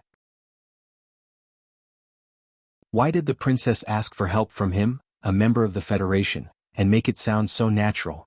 I think the Empire's satellites should also have a micro-positioning system. He looked up at the blood-red sky outside the window and said, The fact that the traders haven't been able to surround you means that they can't use the satellite positioning system. So it's very simple. Whoever has the authority of the satellite positioning system is your people. Huai Chaoshi said, The authority of the satellite positioning system is in the hands of Governor Ku Baoning. After a pause, she continued coldly, Even if you can contact this person, you can't escape without a mecha right now. Seeing this person's attitude, Sulu felt a little strange. The traitors wanted to kill him, but why was this princess so cold and calm as if it had nothing to do with her? I don't think it's impossible to escape without a mecha. You are one of the most powerful people I've ever seen. Sulu looked at her pale cheeks and suddenly said, Of course, if you think I'm a burden, you can let me go. After all, I can't escape the Empire. I can only stay in this sea of mulberry trees. Huai Chaoshi narrowed her eyes. She was about to ask who this person was, but when she heard the last sentence, she almost laughed coldly. She said, Don't try to leave my side. Then maybe you can put that Jinchi in my body? Take it back. You should be able to judge that having a fighting force like me will be very helpful for your escape. 1. That's impossible. Huai Chaoshi looked at him coldly. 2. Your tactical deduction skills are really bad. In this kind of flat, non-man-made forest, facing more than 20 military-use mecha, no one can rely on their own physical strength to escape the encirclement. Just now, when you were staring blankly at the sunset, I checked this mechanical mill. After a moment of silence, Sulu suddenly said, I found a lot of mechanical farming tools below. This should be the farm owner's warehouse. Farm owner? Huai Chaoshi corrected him expressionlessly. She frowned and asked coldly, and? I can fix the peach miasma for you, Sulu said, staring into her eyes. Huai Chaoshi looked back at him silently as if she was looking at an idiot. I'm the designer of the MX mecha. I'm the Federation's most talented mechanic. No matter how good a mechanic is, it's impossible to use a bunch of farming tools to fix an intricate military-use mecha, replied Huai Chaoshi coldly, clearly not believing him. When the war god traveled thousands of miles to assassinate your grandfather, he had been using parts from your empire's mecha to repair himself. As far as I know, that M37 mecha also used a lot of civilian machine parts in the end. Sulu looked at her and said, I may not be as good as you in terms of mecha combat. Of course, I'm definitely not as good as Lord War God, but when it comes to mecha repair skills, the two of you combined won't be as good as me. Of course, with just these farming tools, it's impossible for your peach miasma to become invincible again, but it can at least make it output 30% of its original power and run again. Hearing the two words War God, Huai Chaoshi's gaze suddenly sharpened, but she was somewhat convinced by Su Li's words. However, she believed that this Federation member must have some ulterior motive for voluntarily displaying his strength at this time. What do you want? She asked directly. I want freedom, replied Sulu. Impossible. Huai Chaoshi's answer was extremely concise and powerful, like a long spear coldly cutting through a piece of metal, so firm that it made one's heart palpitate. Inside the red mill it was silent. The two of them both knew that their pursuers were getting closer and closer, that the footsteps of death were getting clearer and clearer, but neither was willing to be the first to back down. They only stared calmly into each other's eyes, engaging in a battle of mental wills. It was like two battleships flying at high speed in a narrow waterway, seeing that the explosion of death was about to arrive, but each gripped the rudder firmly, unwilling to back down. The water below the red mill flowed silently and quietly. Suddenly, a leaf clamped between a mechanical gear fell down, lightly hitting the water with a soft thud, breaking the silence. You give me the mecha and I'll give you a dignified death, said Huai Chaoshi expressionlessly. Su Li's eyes narrowed. He knew that this was the princess' bottom line. If the other party was willing to keep her promise, then at the very least, he wouldn't have to worry that the Empire would use this method of humiliating him to strike a blow to the morale of the Federation's citizens, causing those friends he cared for and loved to grieve once more. He blinked lightly and said in a monotonous voice, I want the authority of the peach miasma. I want to see the internal blueprints. I want you to open them all to me. Repairing the mecha doesn't require full authority, said Huai Chaoshi coldly. I insist, said Sulu. Huai Chaoshi's eyes narrowed, her voice somewhat strange. You want to obtain the blueprints of the peach miasma so that you can escape back to the Federation in the future? You're very confident, even a little arrogant. As long as you have that doglet-like chip behind your neck, you won't be able to escape. Sulu looked into her eyes and said, whether or not I can escape is my business. I'll keep my eyes open and see just how you'll escape. Huai Chaoshi expressionlessly gave him the secret key to the highest authority of the peach miasma mecha. 3 hours later, 60 to 70 Imperial Moonwolf mechas crushed the surrounding mulberry trees, crushed the tranquility, and crushed the shadow cast by the red mill on the water. With a roar, they charged in from 3 directions, tightly surrounding this row of houses. Unlike the crazy pursuit of the past dozen days and nights, today, these Imperial rebel mechas finally surrounded their revered highness. However, they did not immediately launch an attack. Instead, they silently guarded the perimeter. The dirt on the metal belts gave off the smell of rotting leaves under the starlight. This assassination operation had been going on for so many days. The rebel mecha squad had already confirmed that their highness terrifying peach miasma mecha's weapon system had been completely destroyed under their continuous and frenzied attacks. Moreover, in this vast Mulberry Sea agricultural area, there was no way to repair it. Colonel Na Song of the Imperial Military Special Mecha Brigade walked down from his mecha with a complicated expression. He looked at the red mill not far away and hesitated to give the order to attack. After a long internal struggle, he walked alone toward the row of red mill houses. With a thud, he knelt on one knee and said in a trembling voice, Your Highness, you are the pride of the empire. We don't want to hurt you. As long as you are willing to leave with us, I will guarantee your safety on the honor of the military and the family. Chapter 597. In one of the most heavily guarded manors on the Liban star. The light from the broken lamps, which imitated the starlight of the night sky, refracted and fluctuated inside the spacious building like flowing water, making the exquisite jade carving on the black sandalwood table seem as if it was about to come alive. The jade carving was of a spring silkworm. Below the white curve was a thin piece of jade that resembled a mulberry leaf. In contrast, the jade silkworm's body was round and cute, completely without the disgusting feeling that ordinary insects gave people. The mulberry tree and silkworm had an important symbolic meaning to this planet, so when this manor was being renovated, the most famous sculptor of the empire chose it as the object to carve, which won the appreciation of the manor owner and all the nobles. A young noble wearing a black silk coat gently stroked Jade Silkworm's body. His slightly gloomy face suddenly twitched as he coldly said, "His Majesty is already old and muddle-headed, but the Empire and the royal family have no reason to pay the price for his old and muddle-headed behavior. For decades in the Zwichinstar region, no one dared to criticize the high and mighty emperor like this. Those poor rebels on the remote planets may have angrily preached similar words in front of the fire, but their stinking heads had been piled on the ancient city wall, and their corpses were burned to ashes and thrown into the stinking puddles." After the young noble said this, he still appeared very calm. Looking at the night sky outside the manor, he raised his arm and said with a cold smile, "Look at this planet. The emperor actually allowed those lowly people to eat together with us in the same school. What is he trying to do? Did he forget the noble bloodline of the royal family, forget the oath of the nobles? And this time's hunting plan?" A cold smile appeared on his face. The 3 technological breakthroughs of the empire that are most likely to change the situation of the universe were actually used by him to kill a commander of the Federation. Think about the West Woods Expeditionary Force 2 years ago that was destroyed because of his reckless orders. What kind of crazy emperor would do such a crazy thing?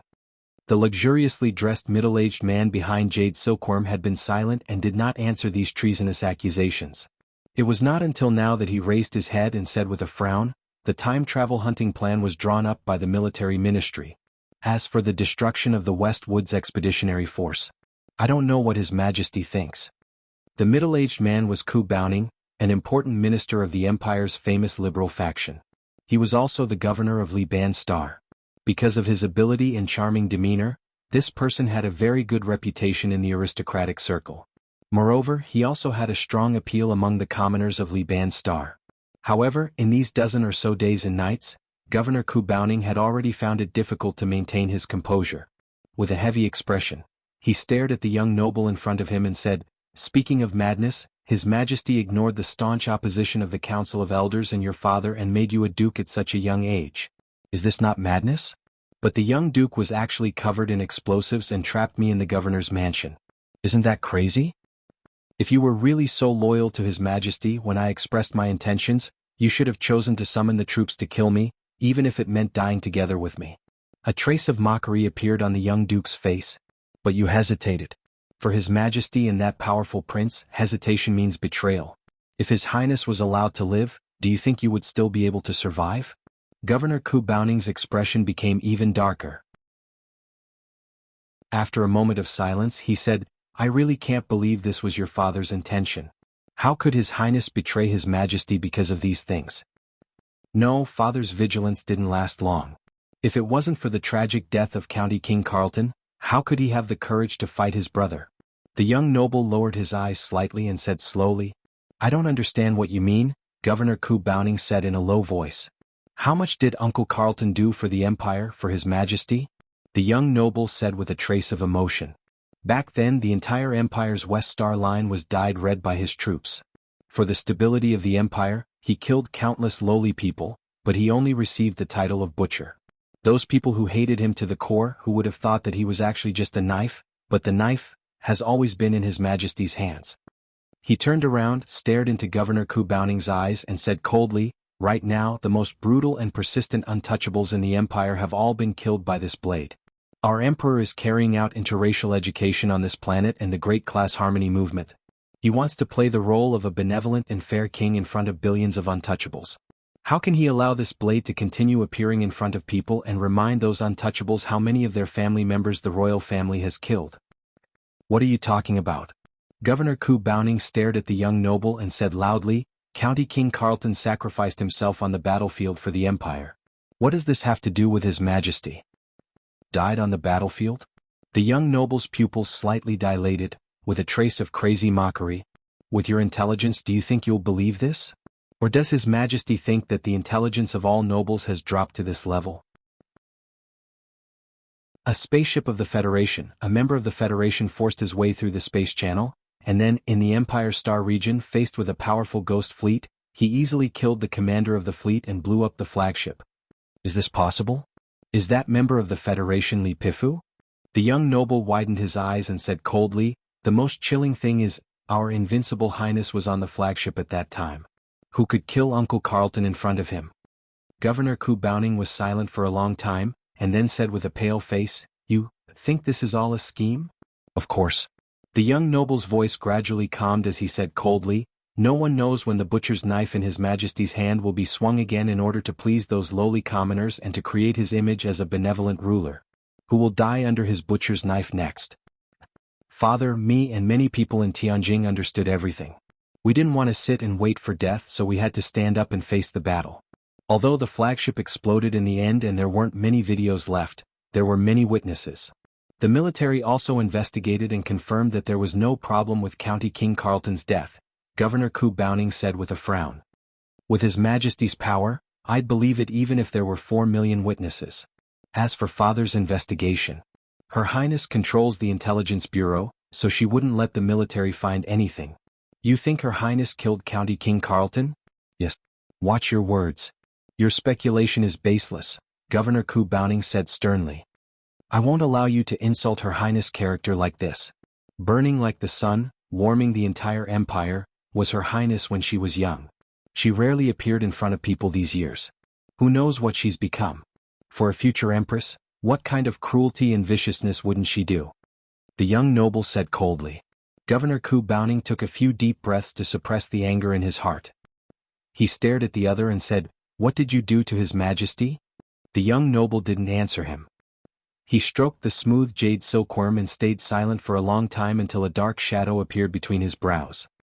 He then raised his head proudly and said to himself, Even if we can't do anything as long as we kill the heir he appointed, I believe that the empire can go back to the right path in the future.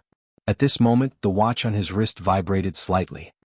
He lowered his head to look, and a strange smile appeared on his lips. He said calmly, Governor, let me tell you a piece of good news. You don't have to worry about me torturing you to get the satellite authority anymore because Our Highness has been surrounded. The Red Mill was not dark in the night. Instead, it was eye-catching. When White Sausher's expressionless face appeared at the window of the Red Mill, it was even more eye-catching. It attracted a slight noise from the surrounding mechas. At this time, there were dozens of Imperial Moon Wolf mechas surrounding the Red Mill. These mechas only needed a simple sweep of their cannons to turn this row of crude mills and her into red powder. No matter how powerful she was, she could only welcome death. However, these Imperial soldiers who dared to betray His Majesty maintained a temporary silence. Through the screens in their mechas, they looked in that direction with complicated emotions. Because the person who appeared at the window of the Red Mill was the idol of all the Imperial soldiers. When she was still a young girl, she had already received the adoration and love of countless subjects. Because she was Her Highness. Na Song, who sent you? The military or your family? Your sickly father, does he know that you participated in this treason? Huai Chaosher looked at the Imperial officer kneeling on one knee in front of the room and asked calmly. Although she had not recovered from her injuries, if she wanted to, she could still kill this person or take him hostage at any time before the rebel mechas attacked. However, this was meaningless. These rebel mechas dared to take the risk of having their entire family executed to participate in this assassination. Naturally, they had already placed life and death outside of their scope of consideration. A calm conversation, maintaining the demeanor of a royal highness, could temporarily alleviate the tense situation. However, she knew that as the noble officer in front of her said, if she did not surrender, the military mechas in front of the Red Mill would move. White Sausher's ears trembled slightly. She listened to the faint noise behind her that was covered by the sound of flowing water. She silently calculated the time, not knowing if she could delay until the Federation person completed his mission. Your Highness, Father did not know. Please forgive our actions because we only want the Empire to return to the right path. The Imperial noble officer named Na Song knelt on one knee and said loudly, the Federation is already preparing to attack. We need a stronger leader. If your Highness is willing to accept what has happened and forgive the nobles who were forced to participate in this matter, I am willing to be your personal soldier and accompany you to win this war. After saying this, Na Song felt much more relaxed. He took a deep breath. Just as he was about to continue persuading, his pupils suddenly shrank and he became nervous. The ground under his knee suddenly trembled slightly.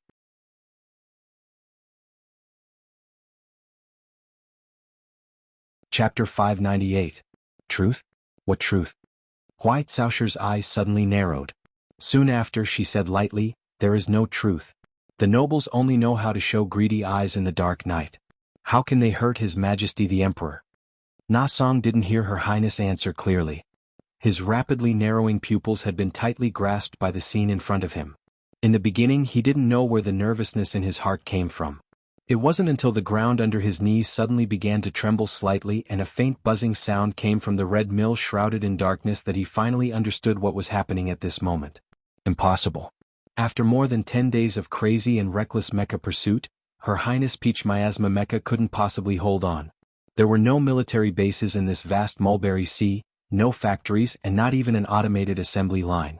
Before they surrounded the red mill, his mecha unit had carefully monitored for a period of time and confirmed that Her Highness Mecha had lost all mobility. In fact, Her Highness' new mecha, which left a deep impression with countless metal boxes hanging from its joints, looked like a pile of metal trash. It had been lying quietly and helplessly on its side by the stream behind the red mill just now. It was like a pile of metal trash. Why did this pile of metal trash suddenly move? He was stunned in place, still in a kneeling position. He raised his head to look at the tall shadow in front of him. The shadow was as heavy as millions of tons of steel. His body suddenly stiffened. This was the last question the Imperial officer Na Song asked before his life ended. In the middle of the night, in the red mill by the stream, the rebel army's mecha stared in shock at the terrifying mecha that looked like a demon. It woke up from its deathly stillness and returned from hell. It stood up at high speed with a loud roar and smashed through the shabby houses, causing dust and debris to fill the air. At this critical moment when the situation suddenly changed, there was a moment when time stopped. In this short period of time, in the dim cockpit of the Peach Miasma Mecha filled with the smell of inferior engine oil, Su Li's eyes were abnormally bright. His gaze pierced through the light screen in front of him and stared at the back of the figure in front of the crumbling red mill. That person's back was a little thin. She, who usually gave people a feeling of invincibility, appeared so small and weak under the heavy metal mecha's feet. As long as he gave the command, the Peach Miasma Mecha would raise its gigantic mechanical legs and stomp the opponent into meat paste. The Federation's most powerful and dangerous enemy had suddenly become an ant that could be easily stepped on because of such an opportunity that was hard to replicate. This kind of temptation was hard to resist. The Peach Miasma Mecha had been repaired, and its power output was now at 37%.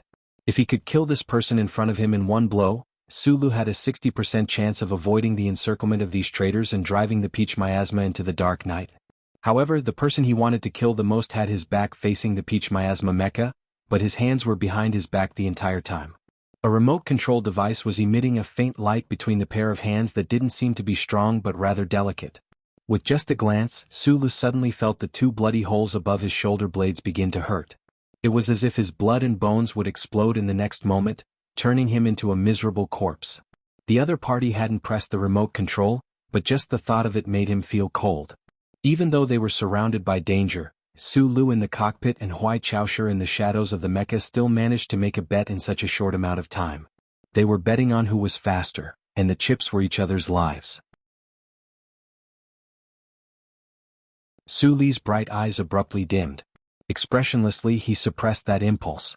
His right hand quickly entered the mimicry command and opened the hatch of the Peach Miasma Mecha. The Federation's mecha horde had reacted quickly enough. By the time they noticed the abnormality, the Moon Wolf Mecha, which had been in a state of alert all this time, began to howl and pounce forward. At the same time, the long-range weapons on its mechanical arms were ready to fire. However, they were still faster than that mecha and that person. The Peach Miasma Mecha burst out of the red mill, abruptly becoming a shadow.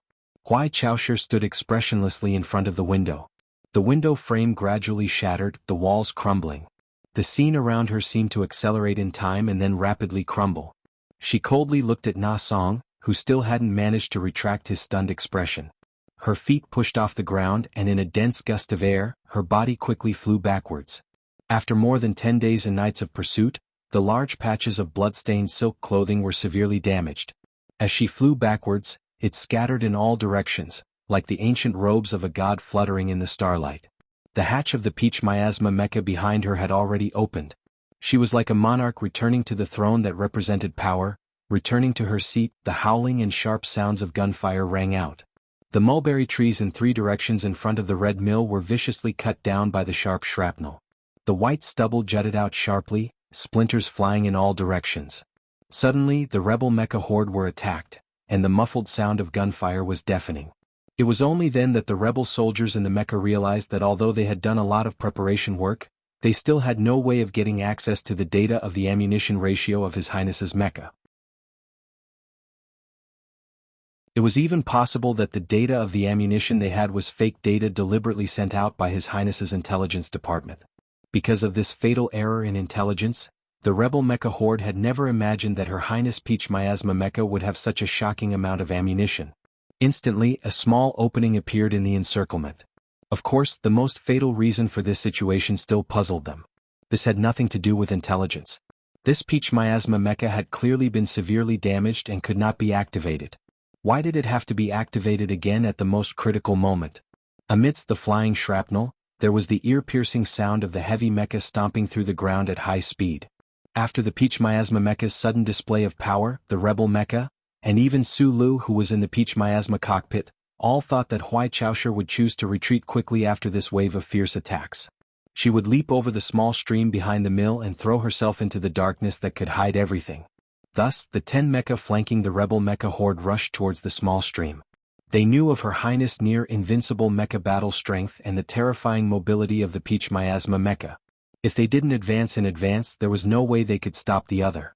However, contrary to everyone's expectations, Huai Chaoshi, who had quickly taken over control of the Peach Miasma mecha, valiantly chose an even more direct path. When the 2 flanking rebel mecha advanced towards the small stream at high speed, the Peach Miasma mecha charged straight ahead. The red mill collapsed to the ground. The walls were reduced to dust under the concentrated attack of bullets. Under the starlight, the dust on the walls actually looked a little like the miasma formed by the dew on pink peach blossoms. The Peach Miasma mecha whistled through the red miasma. The alloy body of the Peach Miasma mecha was wrapped in wisps of dust. With a speed that the naked eye could not see clearly, it coldly attacked the rebel mecha horde in front of it. With a hiss, a 5-meter-long multi-layered forged alloy gun was pulled out of its case. It spun at high speed in the mechanical arms, dancing with the starlight and red dust. It was like a giant and terrifying peach blossom. The peach miasma was poisonous. The peach blossom petals could not be blocked. Upon contact, one would die. The rebel mechs that were blocking the path of the Peach Miasma mech all fell to the ground in a flash of red, their mechs exploding.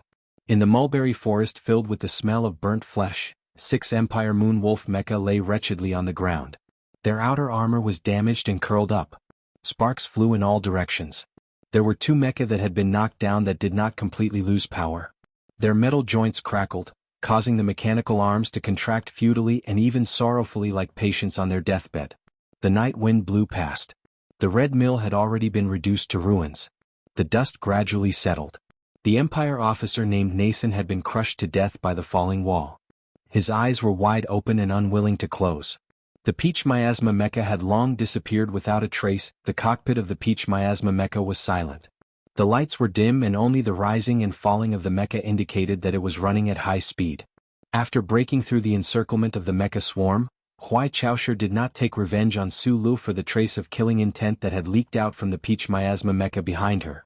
After a long period of silence, she suddenly said, "If you can repair the Peach Miasma mecha for me like you did today, even if it can only maintain 30% of its power output, I can still clear out all the rebel mecha in this sea of mulberry trees." Humans were the #1 machines.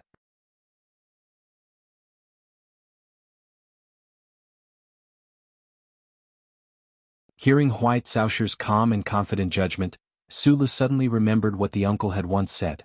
This princess seemed to never feel tired. The strength in her body was inexhaustible. Her mind could always maintain a high level of concentration. She was like a cold machine. But she was still human. There is no such possibility. After coughing twice, he replied hoarsely, "You have to admit, your luck this time was too good. There just so happened to be enough parts in that storeroom, and the core components of the Peach Miasma mecha were not damaged.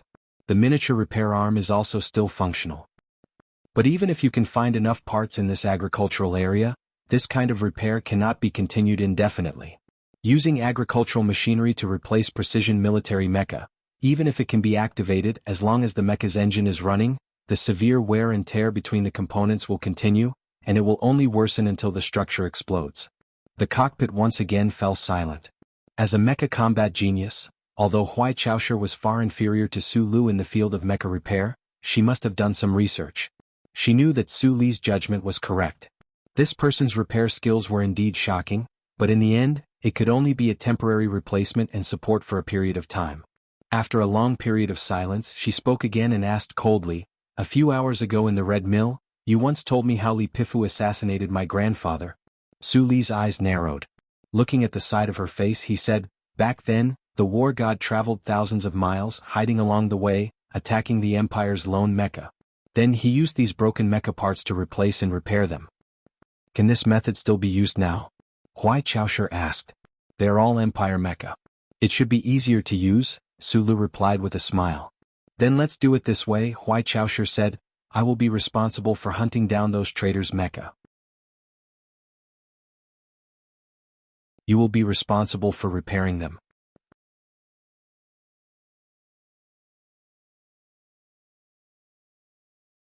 Chapter 599. A cold, powerful and greedy specter of a mecha was floating in the sea of mulberry trees. In order to encircle and annihilate the specter, the rebel army, which had already arrived outside the Liban planet's atmosphere, had sent a large number of mechas and heavy armored troops into the Sea of Green. While the Governor-General, who controlled the most powerful military on the planet's surface, had been forced to remain silent, the rebel army could sweep through the entire planet.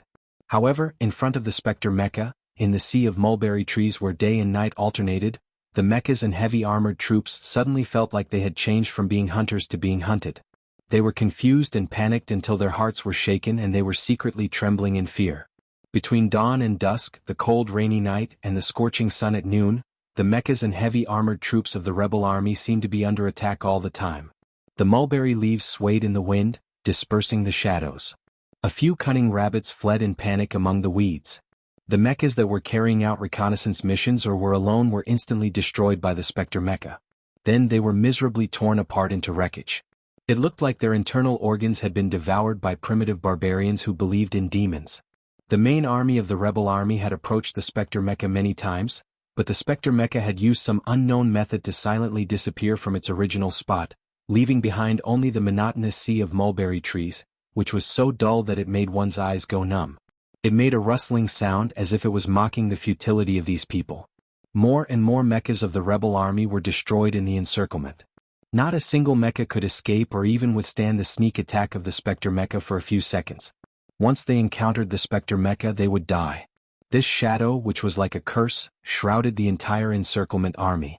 When they thought about the identity and legend of the person in the cockpit of the Spectre mecha, the rebels could not help but feel extremely tense. The mecha was called Peach Miasma, but its body was painted with the black hibiscus flower that represented the imperial family of the empire. It moved like a specter through the dense, green mulberry forest. Most of the metal boxes hanging from the joints had been destroyed, and 70% of the original alloy armor had been destroyed. Instead, it had been replaced with armor that had been picked up from somewhere. There were still clear traces of the use of high-temperature cutting guns and welding guns on the armor plates. The outer armor, which looked like beggar's clothes, was sprayed with oil-sputtering lines. Together with the damage marks left behind by the fierce battle, it looked like a painting of the Galaxy sect, which was famous for its ugliness and fury. The Peach Miasma mecha, which had never contributed anything in terms of aesthetics, now looked more like a walking pile of metal garbage than ever before. The internal components of the mecha had already been repaired countless times. Who knew how many parts had been swapped out? Those temporary replacement parts were helplessly wearing themselves down, letting out a sad, low grinding sound. The two slender mechanical legs, nearly 3 meters tall, were unable to ensure an absolutely precise dynamic balance because they had collected the spherical joints of two different mecha. Every time it moved forward at high speed, the Peach Miasma mecha would always tilt its body, like a walking pile of metal trash. Suddenly it looked a little like a poor crippled metal patient. To make this mech that looked like it would fall apart at any moment move, to the point where it was close to going on strike countless times, only to once again let out a low rumble, and even to the point where it could continue to fight for many days and nights in a row, to be able to do all this was naturally thanks to the mechanic jointly cultivated by the Federal Nutshell Company and Uncle Fengyu. The joys and sorrows of humans were not the same. The joys and sorrows of the people of the Federation and the people of the Empire were diametrically opposite. Fortunately, both sides had absolutely similar thinking patterns and the same baffling units of measurement and design concepts. Even the operation of the simple maintenance arm seemed to be the same. Even with Hui Caoshi's translation, Sulu could not fully understand the technical parameters on the Imperial Mecha's components. However, when his hands touched the cold handle of the maintenance arm and pressed the switch, he very quickly began to familiarize himself with all the machinery, or rather, everything related to metal. And he fixed it.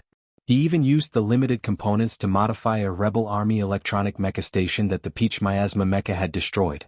Although he did not succeed in infiltrating the Rebel Army's command system, he greatly improved the Peach Miasma mecha's electronic shielding ability. In the instant he completed the modification, Sulu thought of that truly amazing electronics expert he had met. Thinking of Gu Shifeng's 10 plump fingers, he silently assessed that among the ranks of normal combat forces, the Empire's electronics technology level was far inferior to the Federation's. The Rebel Army encirclement and suppression forces in the Mulberry Tree Sea were shocked and even terrified by the fact that the Peach Miasma mecha was like a specter, as if it would never have any mechanical problems. No matter how many intense mecha battles it experienced, the next time it appeared, it would still be in perfect condition. Although this Spectre mecha seemed to be becoming more and more tattered, the combat strength it displayed did not decrease in the slightest. The Rebel Army could not understand how the other had done this.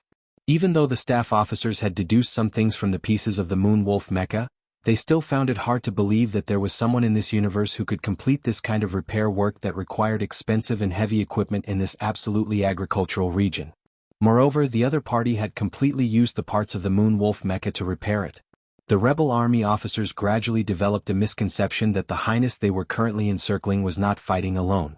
In this vast sea of mulberry trees, there seemed to be a large logistics base operating continuously, providing an unending stream of powerful support for the Highness's Spectre mecha. However, this sea of mulberry trees had already been swept clean by the Rebel Army. Where could there possibly be a large logistics base? Hui Caoshi had not made any comments regarding the level of mecha repair Sulu had displayed these past few days. That ordinary face of hers did not even reveal a trace of emotion. But deep down, she was already deeply shaken. She knew that this Federation man beside her was an extremely powerful soldier, even qualified to engage in a fair mecha battle with her. However, she did not care about any of this. Her valiant strength and self-confidence were enough to support her contempt for Sulu. However, seeing how the Peach Miasma mecha had actually managed to hold out for so many days under this seemingly ordinary pair of hands, she could not help but feel admiration. Amidst the admiration was a strong sense of wariness. Amidst the wariness was confusion, the same confusion as those Rebel Army officers. The Federation's mecha research was not that far ahead of the Empire's. The level of the industry determined the level of operation. Hui Caoshi could not understand how this person had managed to develop such inconceivable mecha repair skills. Could it be that this kind of thing also required talent?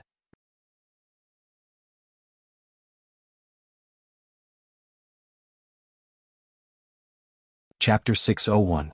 While Hui Caoshi was secretly shocked by Su Li's mechanical skills, Su Li's heart was also filled with endless admiration and even fear for her. He had never seen such a person in his life. Other than focusing on mechanical repair work, Sulu had always maintained a normal rest, because his weak body was constantly on the alert. However, Hui Caoshi, who was in charge of operating the Peach Miasma mecha, not only had to escape the pursuit of the rebel forces, she also had to constantly launch sneak attacks on the enemy's mecha. She had no time to rest at all. During the many days of tense escape, Sulu had never seen this highness be able to maintain a high level of concentration, even if she closed her eyes once. There was not even a trace of fatigue to be seen. The rebel forces outside Li Banstar's atmosphere, after taking control of the Red Rose, continuously released troops into the sea of mulberry trees. It was like an endless wave, constantly slapping against the black reef, each wave higher than the last, each wave stronger than the last. However, Huai Chaosher, who did not have the slightest time to rest, controlled the Peach Miasma Mecha to calmly and almost indifferently withstand all of these attacks. Humans are the first order of machines. Su Li's heart once again rang out with the uncle's words. The more time he spent with them, the more shocked he became. So there really was an existence like steel in this world. The tattered mecha moved at high speed through the dark forest. A young man and young woman in tattered clothes were silent in the dark cockpit. The roaring Peach Miasma broke through the heavy infantry barrier of the Xinma Hills. Under the torrential rain, the encirclement only left behind violent battle shadows. A certain Empire rebel army division that had urgently parachuted into the sea of mulberry trees was suddenly attacked by the Peach Miasma as soon as they arrived on the ground. The division commander died tragically in a decapitation plan, for the promise of dying with dignity, for the responsibility of the country. For some completely different reasons, Su Lu and Huai Chaosher worked hand in hand day after day. They continued to escape and counterattack. Tense repairs and fierce battles became their entire lives. The nobles who had betrayed the imperial family could not have imagined, nor could the madly searching for Her Highness the Princess in the Mulberry Sea. In truth, no one could have imagined that once the two most extraordinary individuals of the younger generation of the Federation and the Empire joined hands, they would erupt with such astonishing battle strength and accomplish an almost inconceivable goal. In the wee hours of the morning, the Peach Miasma Mecha, which had narrowly escaped the first aerial attack of the rebel army, welcomed a rare moment of temporary rest. The powerful highness, like a demon, did not need to rest, but the soldiers of the rebel army could not endure this kind of intense battle. The morning light was dim, unable to spread across the entire land. The fog around the stream greatly reduced visibility. The tattered Peach Miasma mech silently crouched on the rocky ground beside the stream. Su Lu crouched beside the stream and splashed a handful of stream water on his stubbled face. The cold stream water flowed down his tangled dirty hair, spreading from his neck to his naked upper body. It made his body tremble and he felt much more awake. He could not help but smile happily. Looking back, Huai Chaosher was silently looking at the electronic manual in her hands, the pen between her fingers moving incessantly. She should be conducting some kind of communication. The silk coat she wore had long been torn to shreds, and she had changed into a mecha combat uniform. It had not been washed for many days, and the sour smell seemed to be coming from it from afar. Paired with that face full of dust, she did not look like a noble princess at all. Through hunting the rebel army's mecha, they knew some of the situation on Liban planet. Especially after Su Lu successfully repaired the electronic mecha's equipment, Huai Chaosher contacted even more of her loyal subordinates. She had a better understanding of the current situation and the inside story of this shocking assassination. The rebel fleet had already taken control of the outer space around Liban planet. Although they lacked long-range attacking battleships and were unable to control the situation on the entire planet, they had successfully cut off the connection between Tianjin and Liban planet. Now, no one knew what exactly had happened on Tianjin planet, or whether the emperor who was in that vast and magnificent palace complex was still doing well. This was the first rebellion led by the nobles in the empire's 100 years of history. Compared to the rebellion of the commoners and slaves, the nobles' rebel army had more resources and more powerful military force. The situation on Liban planet was dangerous and strange. A few great lords had already successively surrendered to the rebel army, but the numerous mechanized divisions under the control of the governor's office, the most powerful army on the planet, had maintained a strange silence, as if they did not know what was happening on the planet, nor did they see the fleets showing off their prowess outside the atmosphere. Through the information sent by the Intelligence Bureau's subordinates, along with Su Li's previous analysis, Huai Chaosher guessed the reason for the current situation. The governor's office should have been controlled by the rebel army, but Governor Ku Bowning did not surrender. The rebel army was worried that killing him would trigger a counterattack from the governor's office, so they left him alive. Probably only an idiot like Louis would do such a stupid thing. He succeeded in ambushing the governor's office, but now he's stuck in the mud. Huai Chaosher thought expressionlessly. Then her eyebrows slightly furrowed as she thought of the key information sent by her subordinates. It was from these few pieces of information that she found out something that she did not understand after she was ambushed. Even though the empire's reforms in the past few years had harmed the interests of some of the great nobles, under the powerful pressure of her father, These nobles still dared to launch a rebellion so hastily? They actually think that I killed Duke Carlton. Huai Chaosher subconsciously looked at the stream. That man from the Federation was currently bathing in the stream with his upper body naked, revealing a mouthful of neat white teeth, smiling somewhat irritatingly. If he knew that he killed Duke Carlton and caused such a huge disturbance in the Empire, would he still be so carefree and happy? No, he would be happier, Huai Chaosher thought unhappily with her eyebrows furrowed. Su felt her gaze and scratched his head in confusion. He walked out of the stream, his bare feet stepping on the hard stones, and walked in front of her. He calmly stood in front of Huai Chaosher, not in a hurry to grab clothes to cover his naked upper body, because after that luxurious silk coat was turned into silk, there was not a single piece of clothing on him, and he also did not have the habit of taking off clothes from the dead rebel soldiers to wear. The more important reason was that Su found it very difficult to see this princess in front of him as the opposite sex, so there was nothing unnatural about it. There was once a joke. A man resentfully asked a strong woman, "Why are you so unlike a woman?" That woman coldly replied, "Because you are too unlike men." In front of a strong woman like Huai Chaosher, most men would probably have a hard time finding a clear sense of gender. The question you asked last time I can answer you now. Huai Chaosher looked into his eyes and calmly said, "His Majesty is not dead." The information channels in the direction of Tianjin were sealed, the people on Libenstar had no idea what happened there, and she who was in the Sea of Mulberry Trees had no information to confirm. However, it was precisely this suffocating silence that allowed her to confirm the Emperor's safety. If the rebel army really succeeded in assassinating the ruler of Zwichinstar region, how could it be so quiet? For you this should be good news.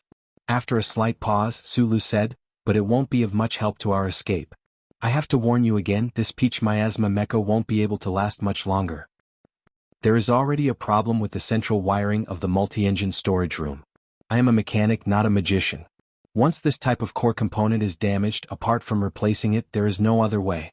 The problem is that we don't have any large-scale equipment that can be disassembled. Even if we do, in the entire Sea of Mulberry Trees, there is no trace of any new Wolf Fang mecha." He spread out his hands, stared into her eyes, and asked seriously, "How many more days do we have to flee in this damned Sea of Mulberry Trees before your people can come to our rescue?" Huai Chaosher was silent for a long time. She didn't directly answer this question, only saying, "The longer, the better." Su Li's eyes narrowed and he frowned. "You want to delay a little longer?" Huai Chaosher smiled slightly. As long as the Emperor wasn't dead, the rebel army wouldn't be able to completely control the situation. As long as the situation on Tianjin planet stabilized, the powerful royal fleet would be able to easily solve the problems on Liban planet like a knife cutting through paper. Huai Chaosher had persevered in this treacherous Sea of Mulberry Trees with extraordinary perseverance. Even though her subordinates had already prepared to help her escape 3 days ago, she still didn't leave. She was stalling for time. Only if she was alive and proved to the governor's office that she was still alive through battle would Governor Ku Baoning continue to persevere. So that's how it is. Hearing Huai Chaosher's calm explanation, Sulu said, "If things really develop as you think, that Governor Ku Baoning will definitely be killed by the crazy and desperate nobles. I think that Governor Ku Baoning should have the self-awareness to sacrifice himself for the Empire," Huai Chaosher said coldly. Sulu shook his head. He casually picked up a rock beside her and sat down. Using his hand to cover his mouth, he began to cough silently and painfully again. The desperate battle in the Sea of Mulberry Trees came to an abrupt end on a sunny afternoon. The rebel army, whose hearts and minds were filled with excitement and fear, finally succeeded in forcing the ghost mecha to reveal itself.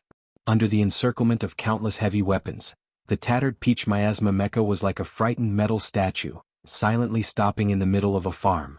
However, there was no one inside the peach miasma mecha.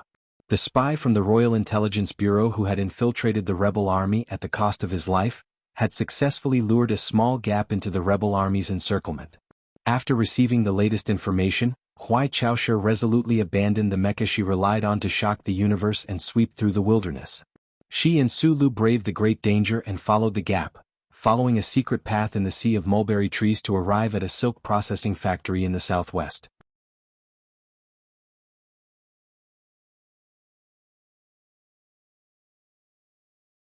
Chapter 602. An official of the Imperial Royal Intelligence Agency, disguised as a foreign trader in a silk processing factory, or more accurately, a foreign trader in a silk processing factory who worked for the Imperial Royal Intelligence Agency, received two extremely skinny young men in tattered clothes at the sewers outside the walls of an unassuming silk processing factory. The merchant didn't dare to look directly at these two targets of his, nor did he dare to discuss them in his heart. He only dared to lower his head and respectfully lead them past the walls, arriving at a small, dark, and remote room. Only then did he dare to raise his hand to wipe the sweat off his forehead. He then turned around and knelt down. In a trembling voice, he said, "Your Highness, we have failed in our work, causing your Highness to be in danger for so many days. We truly deserve to die." Huai Chaoshi didn't recognize this merchant. She hadn't been in charge of the Imperial Royal Intelligence Agency for long, and hadn't even seen all of the officials in charge of the various prefectural planets, let alone this merchant, who was only an unassuming fourth-rank liaison officer on Liban Star. They hadn't been able to discover the plot of the noble's betrayal in advance, and they hadn't been able to warn them in advance, causing Her Highness to be surrounded by the rebel army. This was the Imperial Royal Intelligence Agency's greatest humiliation, as well as its greatest fear. If Her Highness had really been harmed in this rebellion, the grief of His Majesty and the anger of the populace would probably cause thousands of officials to lose their jobs or even die. We'll investigate the responsibility later. What are the next arrangements? Huai Chaoshi didn't give any warm words of encouragement to her subordinates in this tense moment. She said in an extremely cold voice, "Has there been any news from Tianjing planet? The information channel should have already been opened." The merchant wiped the cold sweat off his forehead again. "But this subordinate's rank is too low, so I'm unable to access the information." Huai Chaoshi clearly wasn't satisfied with this answer. The merchant continued respectfully, "The Liban branch office has drawn up 17 escape routes around the Mulberry Sea. All the preparations outside have already been made to receive Her Highness as she leaves. The problem now is how to withdraw from these routes." "Haven't the rebels been moved away?" Huai Chaoshi asked with a frown. "All the factories in Mulberry Sea are under the control of the rebel army. Especially the commercial routes and air routes, the control is very strict.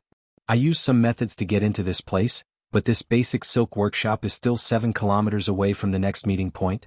The merchant looked at her feet in fear and said, "Most of the rebel army's mobile troops have been sent away by the wrong information, but there is still a heavy infantry battalion on this 7-kilometer road." Sulu had been listening attentively to the conversation between Huai Chaoshi and the Imperial Intelligence officer. He noticed that the officer's tongue was always curled when he spoke. It was somewhat pleasant to hear, but his trembling voice made him seem particularly fearful. His proficiency in the language of the Empire was rather mediocre, so it was not easy for him to understand the heavily accented sentences. Only then did he realize that he was still in danger. "What do we do next?" he asked. Huai Chaoshi replied calmly, "Of course we're going to break through. That's a heavy infantry battalion and we don't have mechas." Sulu frowned and asked in unfamiliar Imperial language, "Why don't we try other routes?" "Because we don't have time." Huai Chaoshi turned her head and looked at him indifferently. Sulu shrugged and did not express any more opinions. But when the merchant saw this scene he was somewhat shocked. There was actually someone in this world who dared to use such a tone to speak to Her Highness? This person who spoke with a lisp as if he had not spoken for many years, what was his background? Is this a level 4 stronghold? Huai Chaoshi no longer paid attention to Sulu and asked the merchant. The merchant lowered his head and replied, "Your Highness, this is a level 2 stronghold." "Very good." Huai Chaoshi raised her eyebrows and said in a clear voice, "Since this is a level 2 stronghold, then you should immediately prepare your firearms." The merchant and Sulu were both stunned at the same time. Looking at this person with a thin face, they both thought that she was really going to take a gun and rush into that heavy infantry battalion. "I want a lot of guns, big guns." Huai Chaoshi added that no matter how many guns a person had on his back, it was impossible for it to be as dense as a forest. But if she had 3 Gatling guns on her back, then the bullets would be more dense and violent than a rainstorm. The high-speed and sharp bullets were shot out from the rough barrels of the Gatling guns, accompanied by a pungent burnt smell and the strange smell of the cold system. The bullets tore the air above the grassy slope and formed countless terrifying rays, blasting the barracks in front of them into countless pieces of smoke and dust. With a pale face, Sulu followed the moving human-shaped barracks in front of him and quickly ran forward. Looking at this scene he couldn't help but think of a prehistoric monster that kept spitting out flames, and it was a female. Huai Chaoshi was not very beautiful, but if she washed her cheeks clean she could be considered delicate and pretty. She did not look like those terrifying prehistoric monsters at all. However, a skinny woman carrying 3 heavy Gatling guns and madly shooting while running, with clear muscle traces faintly visible on her arms under the military sleeves, such a terrifying woman could no longer be considered a woman or even a human. Motherfucker, what a monster! Sulu subconsciously muttered, but his voice was immediately covered by the deafening gunshots. In the eyes of the Federal forces and the Empire soldiers who had fought with him before, he was without a doubt a monster. But now he realized that this princess was even more of a monster than he was. How could such a skinny body contain such terrifying power? The Empire's Gatling guns were as famous as the Federation's Darlin cannons. They were extremely heavy, and in addition to the huge amount of ammunition required to continuously fire, anyone could estimate the weight of the guns to be jaw-dropping. But Huai Chaoshi lifted them up as if they were light. Using her skinny body to carry a moving ammunition depot, she launched an attack at a heavy infantry barracks. What did you say? Huai Chaoshi's slender waist turned slightly, and the 3 Gatling guns on her back roared as they changed their angle, blasting the military vehicle 300 meters away into pieces, causing a small explosion. I said I have muscles too, Sulu replied loudly with some anger. At this moment he thought of Xiong Linquan, the Xiong Linquan who was as strong as an overlord, but could only carry 1 Darlin cannon. The 3 heavy Terran heavy machine guns were thrown into the pond, creating a huge wave. The fishes in the pond fled in all directions in fear. When the hot gun barrels came into contact with the slightly cold pond water, a sizzling sound was heard, and a few puffs of white smoke rose. A few intelligence officers disguised as workers nervously removed the empty magazines from Huai Chaoshi's body, but they almost hit their own feet. After successfully breaking through, it should be said that they unreasonably destroyed the outermost line of defense of the rebel army in Mulberry Sea. Huai Chaoshi and Sulu followed the intelligence officers who had been waiting for a long time on a single-track freight train and arrived at the next rendezvous point as quickly as possible. They boarded a small interplanetary spaceship.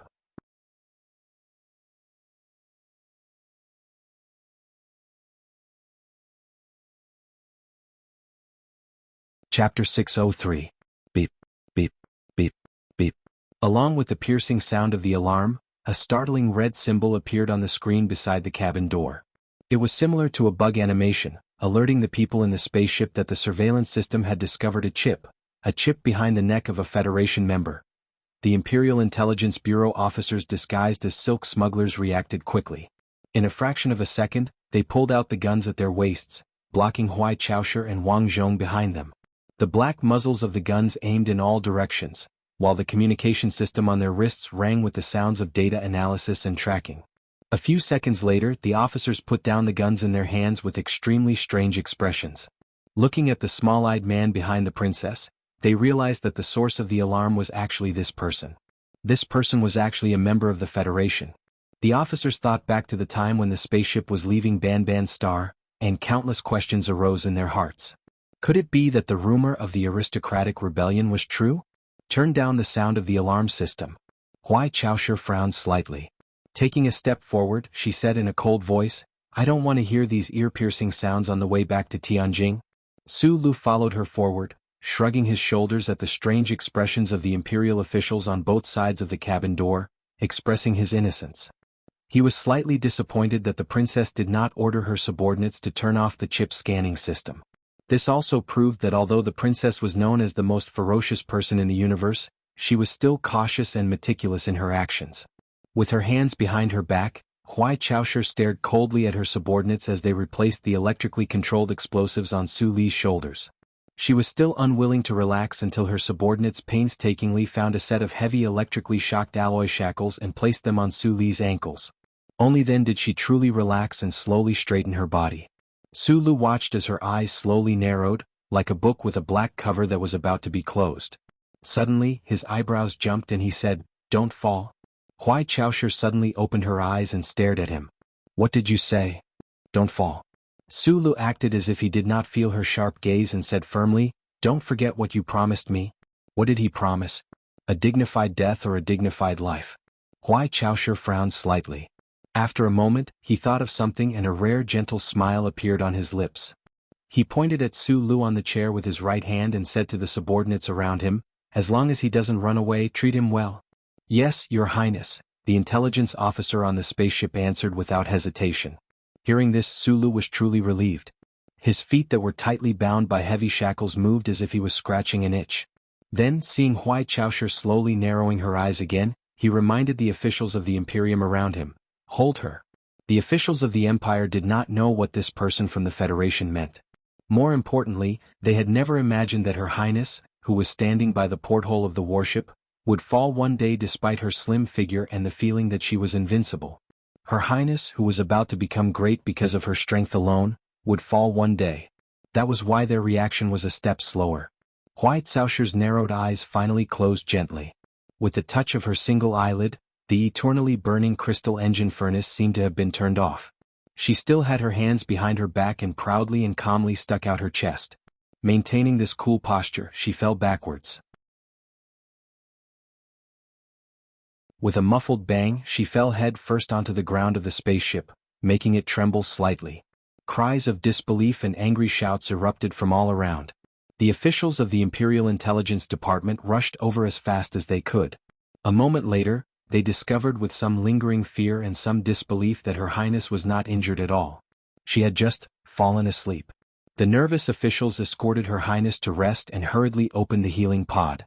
Meanwhile, the officials who stayed in the pod looked at Sulu with strange expressions. On the surface, they did not understand the true relationship between this Federation member and Her Highness. On the surface, they did not understand why this person could see that Her Highness was about to fall. Sulu lowered his head. His gaze followed the explosives on his shoulder and landed on the heavy alloy shackles.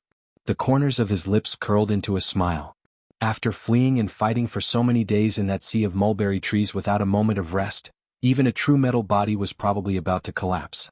After entering the spaceship, Huai Chaoshi confirmed that she was temporarily safe.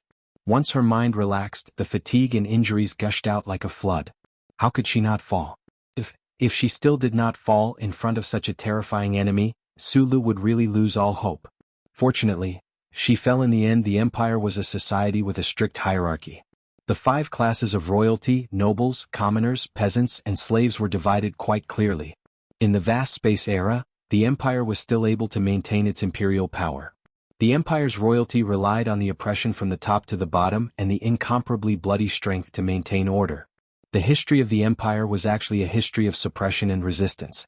The history of the Empire gradually turned the peasants and slaves into a class, the most miserable class. In recent history, the most miserable class in the Empire's Star region had already become the Federation members. Although the number of Federation members who were captured and brought into the Empire was extremely small, this type of object that even the peasants and slaves could spit and throw eggs at on the streets could only compete with pigs and dogs for the treatment they enjoyed. The Federation members were the best targets for the peasants and slaves to vent their dissatisfaction. They were the supreme weapon that maintained the stability of the Empire's society, the bright light that guided the Empire forward. Thus, they naturally became the most unshakable part of the Empire's strict order. Anyone, regardless of whether they were the peasants struggling in the slums or the slaves with their backs to the sky in the mines, had already been nurtured an instinctive hatred for the Federation members, a fanatical bloodlust. Their existence was not necessarily reasonable, but they definitely had reasonable needs. If Sulu had not snatched those words out of Huai Caoshi's mouth before she fell asleep, one could imagine how miserable his treatment on the disguised spaceship of the Intelligence Bureau would have been.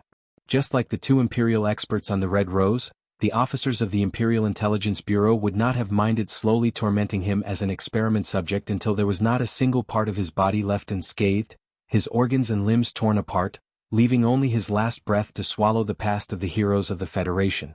Fortunately, at the top of the strict order of the Empire was the Imperial authority that could not be challenged. Since the princess had spoken, even the lowliest Federation member would instantly become a guest that must be treated well. No matter how unwilling the officers of the Imperial Intelligence Bureau were, they had to do it, because the princess would wake up from her deep sleep one day. The disguised smuggler spaceship used some unknown method to break through the blockade of the star system by the rebel fleet. It traveled long and far in the dark and silent space, following the top-secret smuggling route shared by the Silk Smugglers and the Imperial Intelligence Bureau, getting further and further away from the turbulent planet. In these days, the standard meals in space, the delicious hand-ground coffee of the Empire, the language of the Empire became clearer and clearer, the novels of the Empire that were used to pass the time, and the sentences in the novels that were difficult to understand gradually became easier to understand. This was Su Li's life on the spaceship. If the heavy shackles on his ankles had not rubbed his skin to the point of bleeding, and if the explosives piercing through his shoulder blade had not been so painful, he would have been able to enjoy the journey. Other than that, he had been silently observing the actions of the officers of the Imperial Intelligence Bureau. He watched as the officers of the Imperial Intelligence Bureau dealt with the rebel fleet, talked to the smuggling bosses hidden in the darkness, and escorted Huai Chaoshi away from dangers seemingly dangerous, but actually casually. He could not help but feel more and more shocked. The Imperial Intelligence Bureau, an intelligence agency that was very similar to the Bureau of Proclamation but did not have a charter computer, displayed too much ability. The intelligence of countless spies was like the information feedback of the Federation's ubiquitous chips.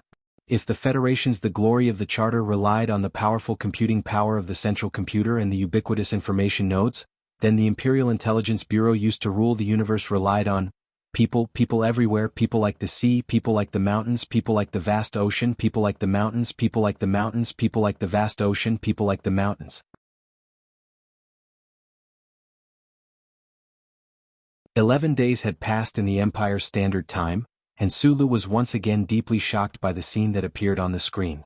Covering the sky and covering the sun was not enough to describe the fleet in space ahead. In fact, when this fleet of hundreds of Empire's battleships suddenly appeared in front of the interstellar passage, the entire universe seemed to be swallowed up by the densely packed fleet of battleships. The black hibiscus logo on the front of these battleships was so eye-catching that it made people shudder. The terrifying Empire's royal fleet finally left the space base outside of Tianjing planet.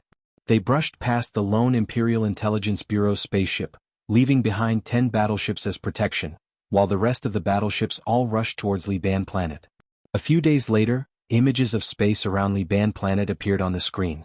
Countless silent explosions and dazzling fireworks bloomed one after another in that area of space. Sulu narrowed his eyes as he watched all this. He realized that the Intelligence Bureau's officers beside him did not have any excited expressions. Perhaps in the eyes of these officers, who were extremely loyal to the imperial family, this aristocratic rebellion was a joke. As long as His Majesty and Her Highness were still alive, these reactionaries would be torn to pieces sooner or later. What are you thinking about? A voice sounded behind him. Sulu subconsciously opened his mouth. He spoke in the Empire's language, but he immediately realized that the person behind him was speaking in the Federation's language. On this spaceship, there was only one person who spoke to him in the Federation's language. He turned his head and looked at the ordinary face that no one dared to underestimate.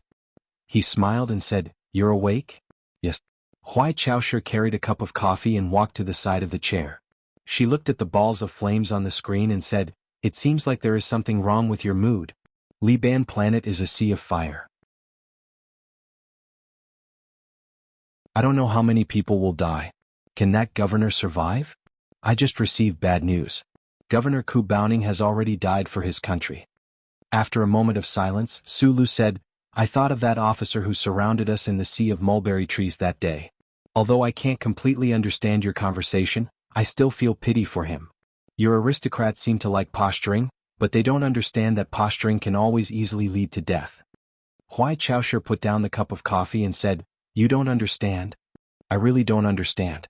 For example, why did that Governor Ku Baoning, who clearly knew that he was going to die, persist for you and your imperial father? Your president is a puppet of vote politics, but over here, His Majesty is the Empire." This discussion ends here. Sulu was silent again. Suddenly he asked, "Can you explain to me the composition of the Empire's fleet that is going to quell this rebellion?" The two of them weren't the only ones in the room. Those officers of the Imperial Intelligence Bureau who were quietly working had actually been carefully listening to the conversation between Her Highness and that person from the Federation. Their profession meant that the Federation language was a compulsory subject, so they heard this conversation clearly. The first part of the conversation shocked them that the high and mighty Her Highness would speak to that lowly Federation citizen in a tone of equality, but the last part really gave them the urge to immediately kill Sulu.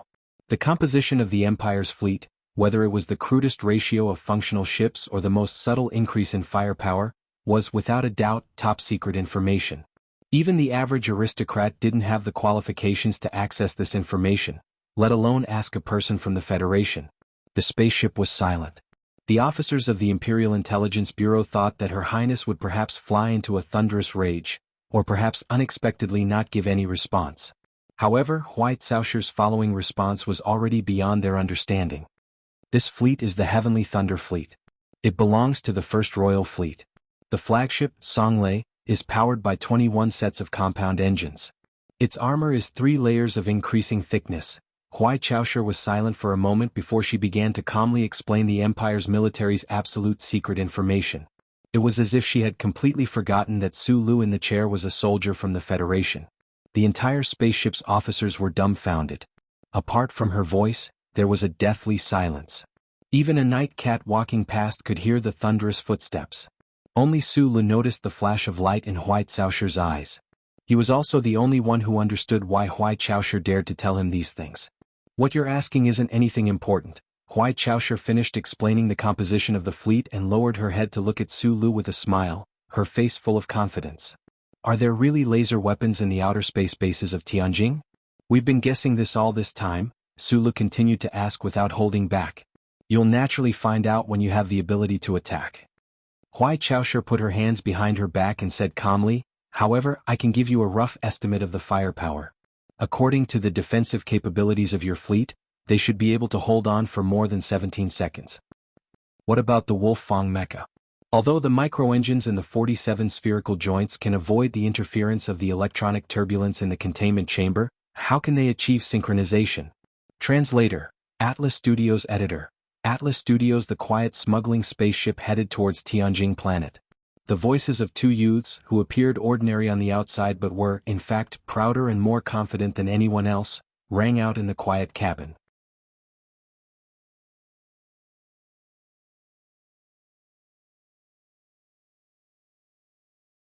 This conversation lasted for an unknown period of time. They talked about the Empire's military deployment, Tianjin planet's culture, the most famous food among the Empire's people, and the most direct answers to the most direct questions. Between the questions and answers, there was an atmosphere like that of a sword brewing. In the sea of mulberry trees, Su Lu and Huai Caosher had already discussed this. This was just pushing the discussion one step further. You say that you want to escape, but you're just asking for trouble. She knew that he would definitely want to escape. She knew that the moment he escaped, he would cause even greater harm to the Empire. However, she insisted on saying this because she firmly believed that he wouldn't be able to escape. On the contrary, the more he knew, the more he wanted to escape but couldn't. This was a very interesting gamble. Su Lu, the man who was already hanging upside down on the gallows, had steel chips tied to his hair. With every sentence that Huai Caosher said, the chips would increase until they were thousands of tons, tens of thousands, tens of millions of tons like seawater. Actually, you don't have to make this gamble with me. The royal battleships around the spaceship dispersed like ghosts, and a blurry nebula appeared in the distance. Su Lu knew if that was their destination. After ending today's discussion and gaining a preliminary understanding of the Empire's literary history, he suddenly spoke to Huai Caosher beside him. I never gamble. Huai Caosher narrowed her eyes at the nebula that was only the size of a fingernail and said, since the start of the war, there have been a total of 27 Federation prisoners who pretended to surrender and then tried to escape. Among them, there were many who were much more cunning and powerful than you, but not a single one of them was able to escape more than 3 kilometers from the surface of the planet.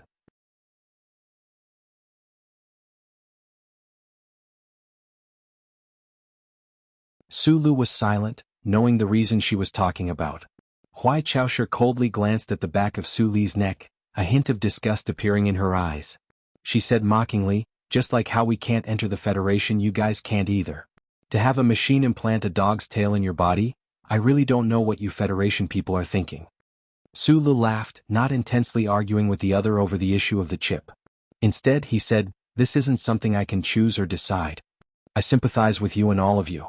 Huai Caosher frowned slightly and said, that's why I really don't understand why a guy like you can still laugh so happily as death draws closer and closer. I don't believe that you really have the confidence to escape. Of course. Her pair of straight eyebrows raised slightly, and she said with narrowed eyes, I'm looking forward to the surprises you can bring me. Could this be the so-called loneliness of the experts? Su Lu scratched his head, his shoulder hurting a little and his brows furrowed. Probably so, Huai Caosher replied. In the magnificent interstellar era, The individual heroism supported by super strength had long since given way to the cold mechanical order. Under such a background, anyone who dared to express their feelings of invincibility to the princess by the porthole could most likely be classified as a lunatic or a pretentious idiot. However, history was so long, and the human population was so large, so there would always be peerless experts who had the qualifications to say such words. For example, Lipifu, or the person who had his teeth smashed by Lipifu. For example, him, her, and him. I'll do my best. Sulu looked into her eyes and replied with the most serious tone he had ever used in his life. The spaceship landed on a huge planet, and the bulletproof limousine led the group out of the secret royal military base. After driving for about 70 kilometers, they entered a heavily guarded manor. Sulu, who was wearing the helmet of darkness, could not see anything and could not even hear anything. All of this was completely based on the inference in his mind. The acceleration of gravity during landing, the speed felt by his body, and the time silently counted in his mind, everything was just inference. Stepping on the protruding round stone road, Sulu was dragged forward by the dynasty soldiers. He suddenly said, "I still have a very important question to ask about that Ba Dao." He knew that Huai Chaosher definitely had not left yet. If she wanted to leave, she would definitely say something to him. Sure enough, a moment later, he heard that person's cold and calm voice. "I'll tell you before you die." Sulu smiled and did not say anything else. Huai Chaosher narrowed her eyes and looked at the back of the figure that disappeared into the underground passage. For some reason she felt a little strange in her heart, not because of this bet that she thought she would definitely win but because of something else. On the way back to the core of the empire on the Wild Rose, she needed to know Su Li's secret at all costs. However, after receiving a complete analysis of the information, she immediately withdrew the idea of chopping off this person's arm. This was because she firmly believed that with this person's seemingly dull but actually firm temperament, once faced with such a situation, he would definitely choose to commit suicide without hesitation. At that time she did not want him to die too early, die too quickly, but the current situation of the empire did not allow him to commit suicide. He could only commit suicide because the royal family still had to give a clear explanation and account to those neutral nobles. Sulu was no stranger to the dark and silent prison cell. He had once endured an entire half-year in such an environment where he would die in solitude.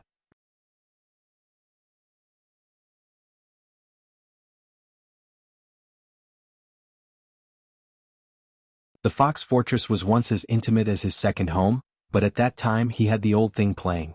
What could he have now? He could only constantly think, secretly experimenting, and gently stroking the metal bracelet on his left wrist. His life in the black prison did not last long. He welcomed the high-ranking judge of the empire's judicial organization and the merciless executioner. After seriously listening to the empire's sentence with a Tianjing accent, Sulu finally understood that he would be executed in public at the entrance of the palace tomorrow. He furrowed his itchy brows, scratched his itchy hair, and rubbed his itchy instep. The electronic devices on his shoulder blades and the heavy shackles on his ankles clanged, making him feel a little uneasy. "Where is the dignity you promised?" He looked at the darkness outside the black prison and asked very seriously. "No torture, no death by 1,000 cuts, no humiliation, dying by a metal bullet. For a soldier, is this not dignity?" Huai Chaosher appeared at the entrance of the black prison and spoke coldly with her hands behind her back. "I don't understand why you have to do such an unnecessary trial. However, my empire's words are correct. You seem to have said that I am Li Pifu's illegitimate son." Sulu stared at her who was standing by the door. "For people of the Federation, isn't it an honor to die with such an identity?" "Of course not." Sulu shook his head and said, "I have a name, a father, a mother, a sister, a teacher and friends. I don't have such a hobby."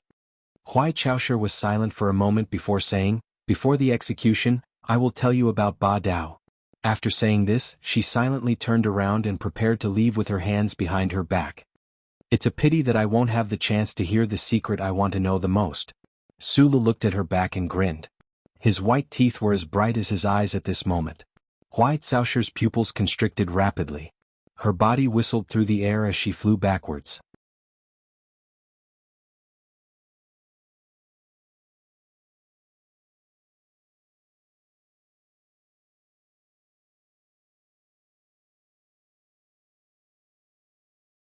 Her finger went straight for Su Li's chest. However, when the fingertip was still a few centimeters away from his chest, the smiling small-eyed man suddenly spat out a mouthful of black blood and then fell straight down.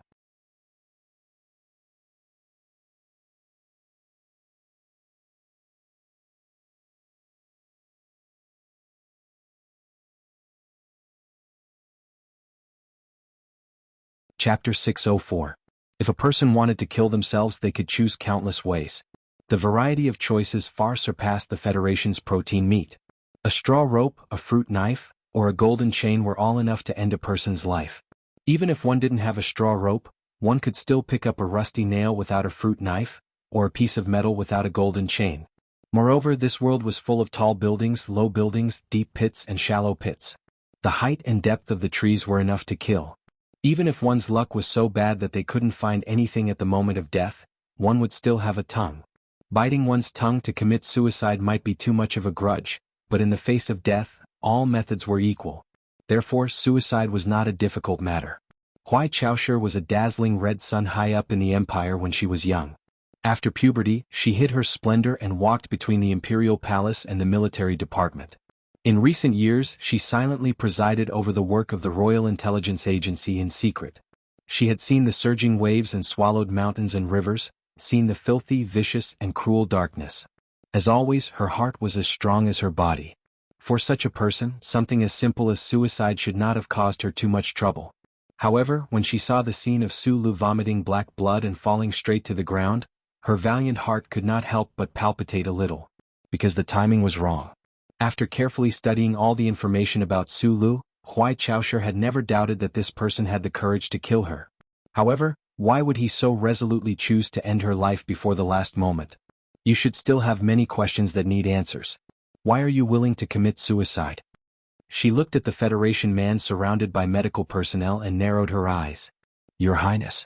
The Imperial Medical Officer reported in a low voice, according to the results of the examination just now, his lung hematoma is very serious. His respiratory failure is severe. If he is needed alive, we must immediately send him to the ground for rescue. Then what are you hesitating for? Huai Chaoshi frowned at the medical officer and said, what is needed on the execution ground is a living Federation war hero, not a corpse. But the problem now is that even if we are lucky enough to save this person, he won't be able to stand up again. The medic wiped the sweat on his forehead.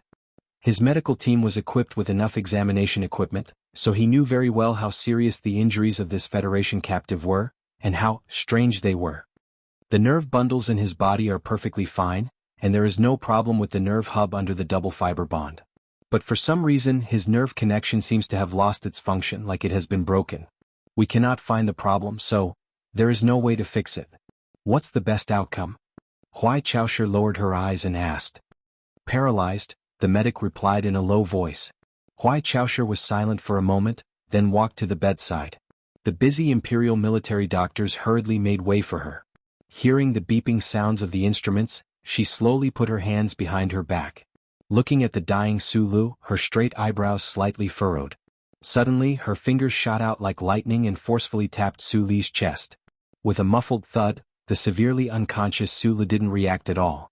You actually ignored my warning and tried to reconnect the broken meridians? You really aren't afraid of death. You really have guts. Huai Chaoshi retracted her fingers and lightly rubbed them, confirming that the medic's judgment was correct. This small-eyed man in front of her probably wouldn't stand up again in this lifetime.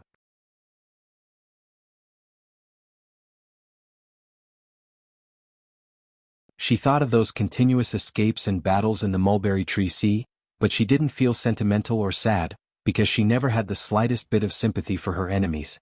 She only felt that it was a pity. There weren't many people in this universe who had the qualifications to fight side by side with her, and the only one who had ever fought side by side with her was Su Lu, who had vomited blood and fainted. The cooperation between the world's #1 mech fighter and the world's #1 mech mechanic was such a breathtaking and satisfying battle scene. From today onwards there probably wouldn't be another.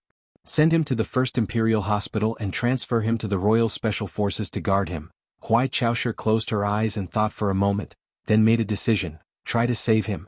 The first noble rebellion in the Empire in 100 years started from the shock and suspicion of the royal family, and this feeling also started from the strange death of County King Carlton. Now this rebellion was about to disappear, but to completely eliminate the fear and suspicion of the huge noble class, especially the neutral noble class, the royal family really needed a living Su Lu, and then let him die for everyone to see. Many popular science and science books would mention near-death experiences, saying that at the moment of death human beings would look back at the past at the fastest speed, feel the present and look forward.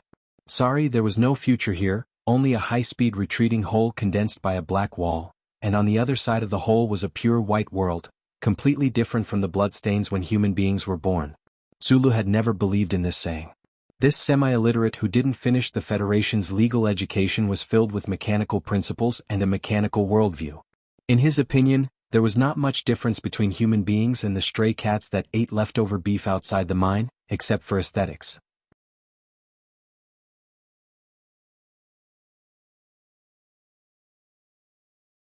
How could they have the privilege to reread their lives before they died?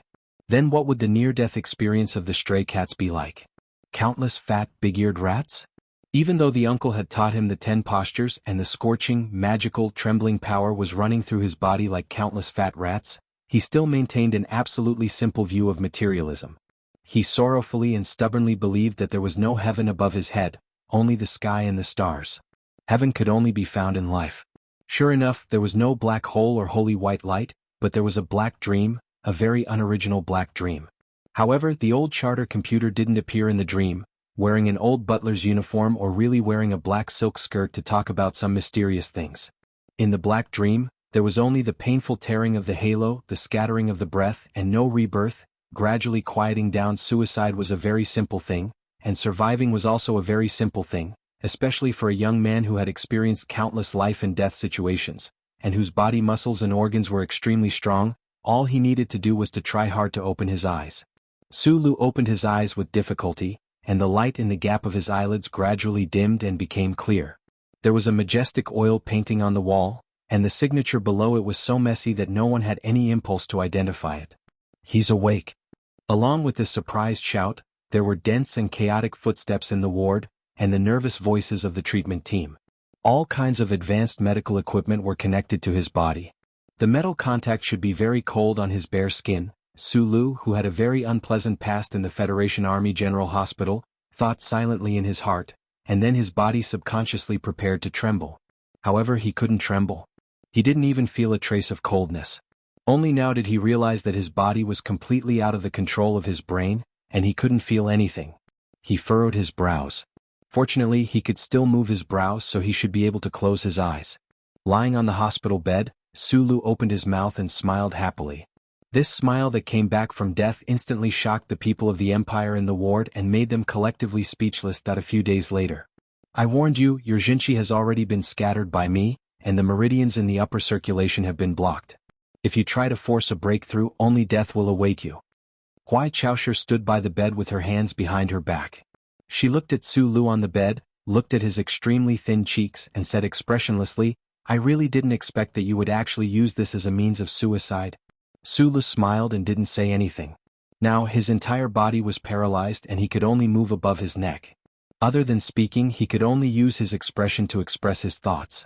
He could no longer imitate President Pabre and forcefully wave his right arm to help his emotions rise. A human's expression could only choose between laughing and crying, joy and sadness, happiness and depression, calmness and depression, and these two opposite camps. So Sulu naturally chose the former. "According to the judgment of the doctor and me, you will never be able to stand up again in this life." Huai Chaoshi looked at him and said indifferently, "How does it feel to be paralyzed? You can no longer carry the prosthetic arm to display your talent. Do you regret it?" "Why do I feel like your highness has more regrets than me?" Sulu, with his thin cheeks, finally opened his mouth to speak. His voice was extremely hoarse and weak. He said, "The feeling of being paralyzed and is a bit fresh. From the file, I can't judge that you are a hopeless optimist." Huai Chaoshi turned around, poured herself a cup of coffee and said casually,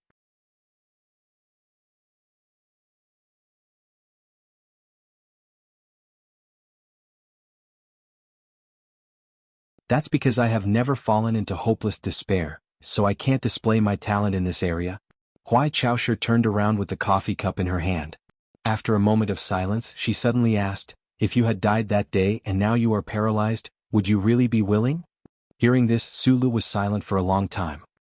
He stared straight at the snow-white ceiling until the corners of his mouth lifted into a trace of a complicated and indescribable smile. Only then did he reply in a low and hoarse voice, "Of course I wouldn't be willing. I still have a lot of things I haven't done, a lot of secrets I don't know." "For example?" Huai Chaoshi took a sip of coffee. "You have seen my file, so you should know about Zhang Xiaoming." Your first love? That's right. Su Li's eyes narrowed. He sighed softly and said, I used to always want to make love with her one more time before I die. Now it seems that I don't have the chance. This is probably the biggest unwillingness. Hearing this unexpected answer, Huai Chaoshi was moved. She asked, why not your national girl Jian Shuier? Of course, in my opinion, among those ambiguous women in the Federation, only that female engineer nutshell is worth dating. Without waiting for Su Li's reply, this imperial princess, who had never been in a relationship before, thought that she understood something. She shook her head and said, stupid first love complex. Su Li smiled and didn't explain. In the entire universe, probably only the prince of the Tai family knew the real reason for this kind of unwillingness. Since you are unwilling, why do you want to commit suicide? Since you are a hopeless optimist, I always thought that you would persist until the end, at least until the execution. The Federation's proverb says that if the Grim Reaper tells you to report at 3 o'clock, you will never see the first ray of sunlight again. But I am a soldier.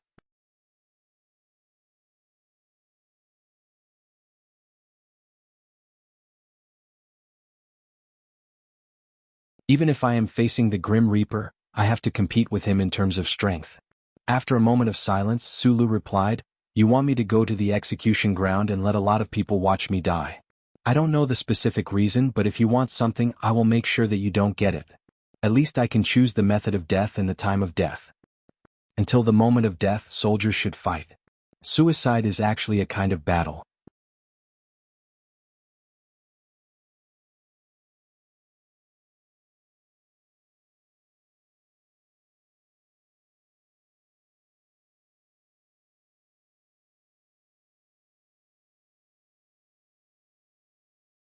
Chapter 605. The three sentences were like three hard stones that jumped out of the air, smashed into the ground and then bounced up. Even if they eventually shattered, they refused to be deformed in the slightest. Their valiance and stubbornness were hard to describe. Huai Chaoshi was silent for a moment. She, who was confident and arrogant under her ordinary face, did not care about the impassioned Su Lu on the sickbed at all. However, when she heard the three stiff sentences, she could not help but feel a sense of vigilance. If the soldiers of the Federation were all tough people like this, the war that was about to come might not be easy to fight. I promised you that I would let you die with dignity. She put down the coffee cup in her hand, looked at his unusually thin face and said slowly, since you believe that this way of dying is not dignified, and have decided on another way yourself, I can only accept it. If a completely paralyzed captive cannot provide the corresponding benefits for the Empire will naturally not keep you for nothing. I can't say that I look forward to the arrival of that day, because there is no one who is not afraid of death. However, since that day is bound to come, there is actually not much meaning to what you are saying. Far away from his home galaxy, alone in the depths of the Empire's enemy territory, Su Lu, whose life and death were unpredictable, or perhaps destined to die, seemed to have found some of the shadow of the orphan on the clock tower street back then in his last moments. He raised his eyebrows, looked at Huai Chaoshi with a rather playful smile, and said, however, it seems that you have won that bet. The bet between you and me was not fair from the beginning. Huai Chaoshi replied. Then she took out a small booklet and asked, this is what we found on you when we captured you. Can you explain it? Su Li glanced at the old booklet, and his thoughts instantly returned to the planet full of ice and snow before the new year like a movie. After being captured and brought to the Empire's Tianjing planet, he had never seen the sky above the enemy's headquarters. He had only seen the endless darkness and the snow-white ceiling of the ward. The people around him were all enemies, and the air was filled with the smell of a foreign land. He missed the past more than any other moment in his life. The subordinates of the 7th Division, the small team of the Nutshell Engineering Department, the mecha group that silently advanced in the snow. He even missed the monster Iron 7th Division trained by Du Shaoqing, the Highland Valley at 3,320 meters, the Glacier Forest at 5,460 meters, the road lost in the snow and the deep pits beside the road, the corpses of countless Federation civilians in the pits, the diary of an Empire officer, and the gray eyes of a little Federation girl that couldn't close. I believe you have already read this booklet? Su Lu replied, this officer named Arthur was executed by your own people because he was unwilling to carry out the Expeditionary Army's order to kill. I have to say he's the first person from the Empire that I wouldn't describe as a beast. Huai Chaoshi narrowed her eyes and the coldness gradually grew, but she didn't say anything. Su Lu didn't seem to feel that pair of cold eyes at all. He continued to frown and said, You asked me earlier about my unwillingness. In fact, I really do have a lot of unwillingness. He calmly looked into White Sausher's eyes and said, "You are the butchers of the universe. It's a great regret that I can't completely destroy you." White Sausher was silent for a moment, then shook her head and said with slight mockery, "I thought that after taking you to Liban to read our textbooks, you would have a relatively objective and clear understanding of history. I didn't expect you to still be a piece of trash that was brainwashed by the Federation."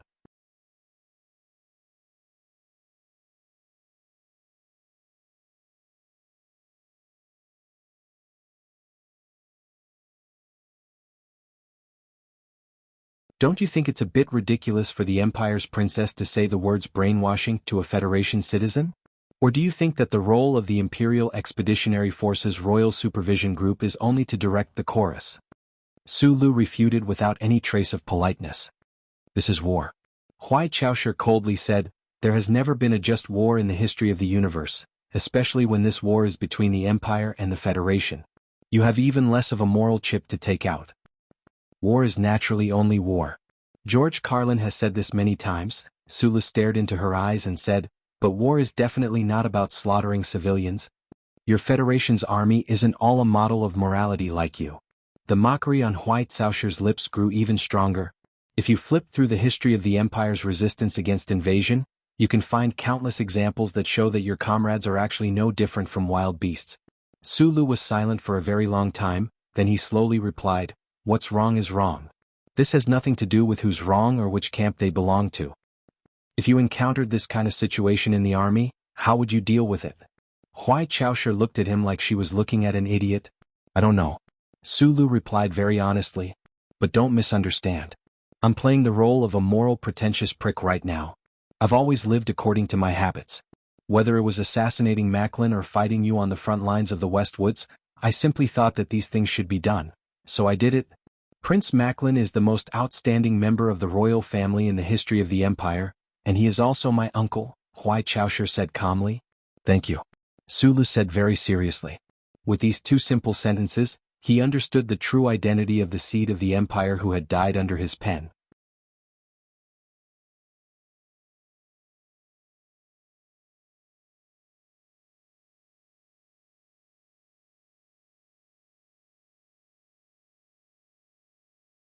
He also understood that for him to have killed Macklin with his own hands to have a relatively dignified death, this princess by his bedside must have put in a lot of effort. Huai Chaosher gently placed the diary of the Empire's military officer on the table, then looked at the old diary cover in silence for a long time. Perhaps she was imagining everything that had happened in the West Woods that year in her mind. "The temperature in the ward is not bad." She woke up from her thoughts and looked at the beads of sweat on Su Li's forehead. She said calmly, "Do you feel very hot?" At this moment, beads of sweat the size of soybeans were continuously pouring out from the roots of Su Li's hair and then dripping down from the corners of his eyebrows, instantly wetting the entire pillow. His thin cheeks were abnormally pale, and his tightly pursed thin lips were trembling non-stop, but the smile in his eyes was still so natural. "Not hot." Su Li's voice became more and more hoarse. Huai Chaosher finally could not help but frown and shake her head. She said, "Why hold it in?"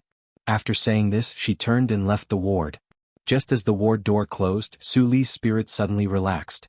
Although his paralyzed body could not show anything, the sweat pouring out of his thick black hair suddenly increased. His brows were tightly furrowed, and there was no longer any smile on his face. His lips were painfully pulled open, revealing a mouth full of white teeth. Blood continuously seeped out of his gums, making him look extremely wretched. Ever since he woke up from his near-death coma, he had been enduring immense pain. His body could not move, but his internal senses had become even more sensitive. The collapsed power channel had become countless sharp fragments, wantonly cutting in all directions. His nervous system had been severely damaged, but he could very sadly clearly feel the pain of these small knives cutting into his flesh. There was also the mysterious burning power that had finally broken through the barrier. Although it was no longer suppressed by the power of White Sausher's finger, it could no longer be controlled. It ran up and down his body chaotically, turning into thousands of tiny scalding whips that lashed at every cell in his body, making him feel even the tiniest sensation. It was not a death by dismemberment, but it was even worse than that. Su Li's pain was unbearable. Even if he gritted his teeth until they were broken, he could not hold on for much longer. If Hui Chaosher had not left just now, he might not have been able to hold on any longer. In order to die with dignity, one must first ensure one's own dignity. He insisted on this, so he smiled and mocked the conversation, refusing to let the muscles on his cheeks twitch because of the endless pain. Sweat flowed down his body like a river, wetting his pillow and bedding for an entire night. It was only when the unfamiliar morning light of Tianjin seeped in through the window that he, whose face was extremely pale and weak, realized that he had been fighting that kind of pain for an entire night. How many people in this world could endure this kind of pain? To be able to endure something that ordinary people could not, they were naturally not ordinary people. This kind of person would most likely achieve great things in the end, as long as they did not die in an accident in their career. This was because they had too strong of a willpower and will that supported them to fight to the death against something that they could not endure. Sulu could endure it because he was unwilling. He had not worn his general's uniform and returned to the dark and boring Donglin mining area to take a look at the cafe, the pub, the library, the big recuperation center, the long-legged policewoman and the police officer called Bao Longtao. He had not seen the men and women on S1 complete their stories. Tai Ziyuan had not gotten married.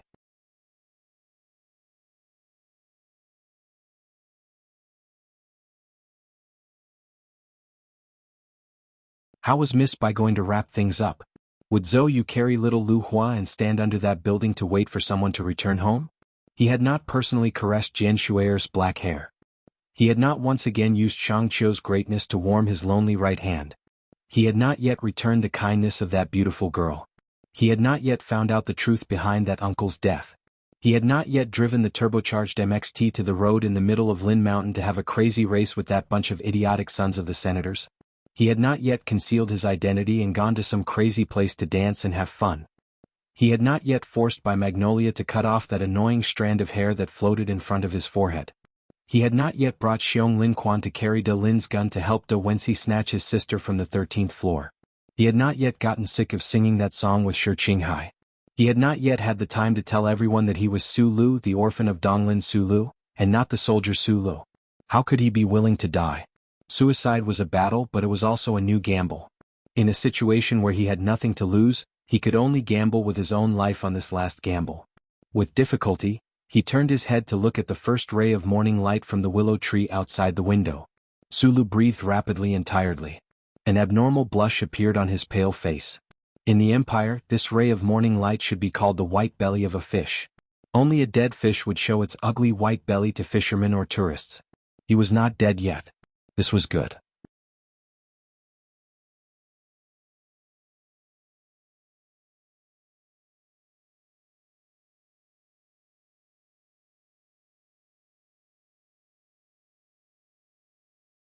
Chapter 606.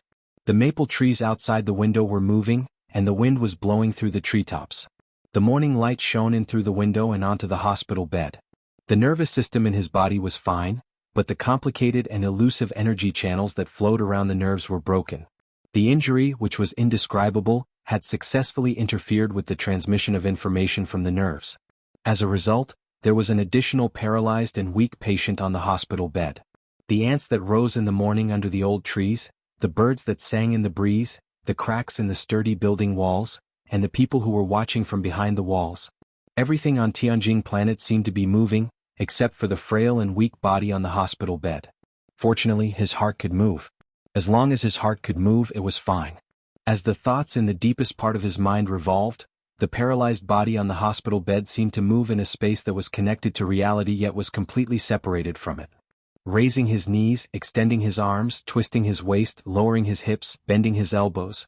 The 10 strange postures that were imprinted in his mind were slowly displayed one by one. The familiar burning and trembling sensation finally appeared once again. Although it only appeared in his mind, it still made him feel extremely relieved. The barrier that Hui Chaosher had struck into his body with a strange method was shattered because he had gambled with his life. The burning power that had been blocked for many days was like a flood that had suddenly been freed. It fiercely surged out, smashing the dam and scattering to every corner of his body without any sense of direction. Then, it transformed into sharp knives and thin whips that whipped and cut his sensitive areas, bringing him endless pain. However, at this moment, following the postures in his mind, the speed at which the flood spread around his body seemed to have slowed down a little. The sharp knives that were cutting everywhere seemed to have become a little blunt, and the thin whips that were whipping randomly seemed to have become a little shorter by an inch. Although this change was extremely subtle, it was extremely clear to Sulu, who had to constantly resist the unbearable pain. He didn't know how all of this had happened, but he knew that changes were ultimately good things. However, it seemed that the scattered fragments of power had some kind of innate resistance to this kind of request. Every time he tried to pull back the fragments of power that were far away from the fixed channel, his spirit would be greatly depleted. Moreover, it was like holding a sharp blade with one's bare hands. It was so painful that it was dripping with blood, incessantly and vividly, to the extent that it was unbearable. Sulu, who was lying on the hospital bed, was well aware of this principle. He closed his eyes tightly and cautiously experienced this feeling. He valiantly and resolutely endured the more and more terrible pain. This pain made his pair of dark eyebrows deeply furrow, like an idiot thinking about a philosophical problem. Beads of sweat the size of soybeans converged into a river and flowed down, instantly drenching the clothes and sheets. After an unknown amount of time, Sulu finally opened his eyes. His eyes, which were usually sincere, amiable, and bright when he was in the Federation, were now filled with endless exhaustion. There was even a trace of fear and regret that was rarely seen in him. This kind of pain was too terrible. It wasn't like using a bare hand to hold a sharp blade. To be more precise, it was like a newborn baby's delicate hand holding a sharp blade that had been burned red. Every time his mind came into contact with the scattered power in his body, it would produce a similar feeling.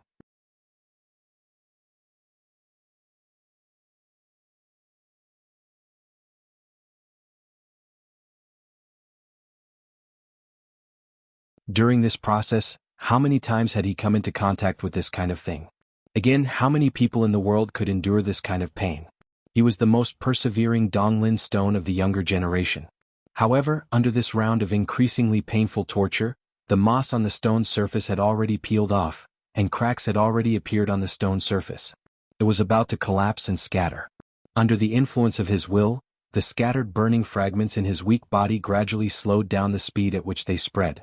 It was like the universe in the later stages of the Big Bang suddenly ushering in a long period of peace. However, this kind of change was, after all, minute. Sulu didn't know how many more times he had to endure this kind of pain before he could achieve his goal. He didn't even know why he was doing this. Why was his will able to gather the scattered power? Or was this just his own hallucination under the pain? As an engineer officer who had received a materialistic education from a young age and whose dream was to become a mechanic officer, this was indeed a very big problem. During Sang Shuhai's escape, Hui Chaoshi, in order to ensure that this Federation mechanic genius could maintain his ability to move and keep up with her pace, had once seriously warned him not to attempt to break through the Jinchi restriction she had planted in his fingertips. Reality proved that this warning was true. However, Sulu had no other choice.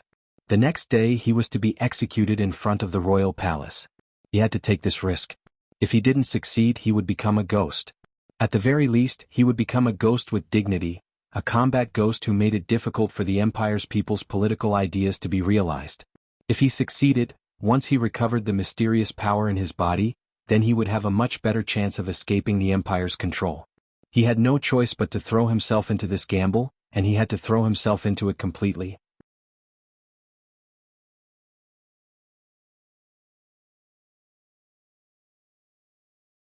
Unfortunately, the result of a suicide attempt to break through the Jinchi restriction couldn't be said to be success or failure. He didn't die, but he also couldn't recover his strength. His entire body lay paralyzed on the bed, but he still didn't despair. Feng Yu had once taught him that the human body was a machine of the first order.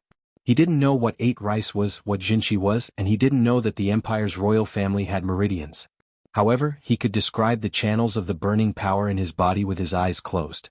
He could describe the flow of power with extremely precise numerical differences.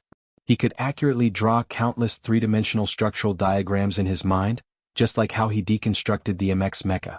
Perhaps the three major systems of the human body were more complicated and even difficult to understand compared to metals such as mecha and battleships. However, he was Sulu, a mechanic genius that even Feng Yu secretly sighed with emotion. Just like repairing a mecha, he began to repair his own body. However, repairing the arm became a thought in his mind. In the past, probably no one had ever thought of such a solution to the problem. Li Pifu didn't, Feng Yu didn't, the strong people of the Empire didn't, no one. Because they weren't Sulu, They weren't the guy who had lived with a mechanical arm since childhood and dealt with machines all his life. There were many body cultivation halls in Philadelphia. Did body cultivation halls mean to repair the body? However, it seemed that he had never heard of a body cultivation hall cultivating someone like him. Even Mr. Tion only had amazing skills and strength. Sulu looked at the snow-white ceiling and thought silently. Why Chaosher hadn't been here for many days. As the imperial princess and the highest-ranking officer of the Royal Intelligence Agency, she definitely had to deal with countless affairs, especially when the rebellion of the nobles had not been completely quelled. Several imperial doctors were quietly analyzing the state of his body beside the bed. The pain in his body was still constantly invading and destroying his will. If he didn't force himself to remember the past, he was really worried that he would faint from the pain. Other than recalling the past and secretly repairing his body, he spent most of his time thinking. He thought about the Federation Constitution, the computer problem, and his own problems. After all, the more he thought about it, the more confused and inconceivable he became. According to his personality, he usually didn't want to spend too much time thinking about things that he couldn't understand. However, he was paralyzed in bed right now. There was too much time and too much pain, so he didn't want to spend his days without thinking. The Imperial medical team didn't notice the subtle changes in his body. They only found that this captive of the Federation often had problems with the electrolyte balance. If they didn't save him in time, there were many times when he almost died due to excessive dehydration and circulation problems in his body. During these dozens of days, there were often nobles of the Empire who came to visit. Occasionally, there would also be people from the Imperial Military Department who came to torture some information. Fortunately, because of White Chaosher's promise, he didn't suffer much.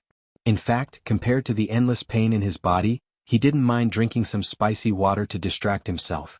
Other than that, no one in the hospital dared to talk to him on the bed, including the two female nurses from the Empire who had lush hair but were still beautiful. Only the snow-white ceiling and the pungent smell of antiseptic accompanied him. The maple trees outside the window were red, but Sulu couldn't see them. He could only infer this result from the faint light reflected from the snow-white ceiling. He didn't know how long he had stayed in this hospital.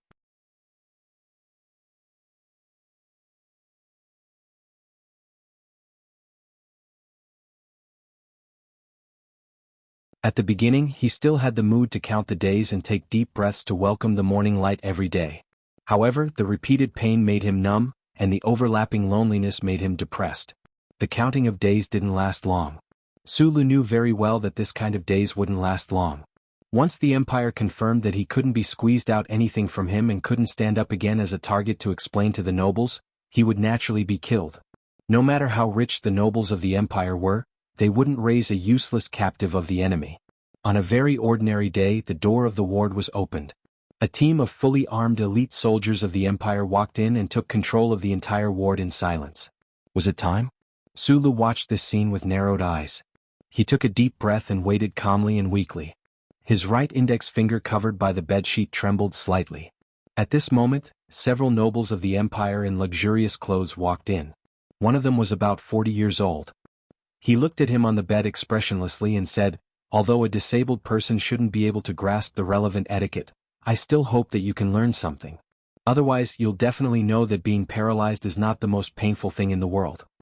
The Federation language this person spoke was extremely awkward. Sulu replied hoarsely, "I can understand the Empire language." "Very good." The official raised his eyebrows in surprise and said, "You should be mentally prepared. His Majesty wants to see you." Hearing this, Sulu was extremely surprised. Why did the Emperor want to see him? But he immediately calmed himself down. After a moment of silence, he said with difficulty, "I don't think this is an honor." This was not an honor but an opportunity. The index finger under the bedsheet slowly relaxed and then became motionless. "You're tuning in to the Dreamy Chapters YouTube channel.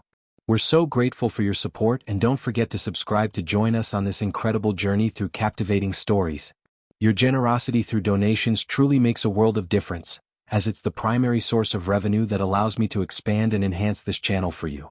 Thank you from the bottom of my heart for being a part of this adventure.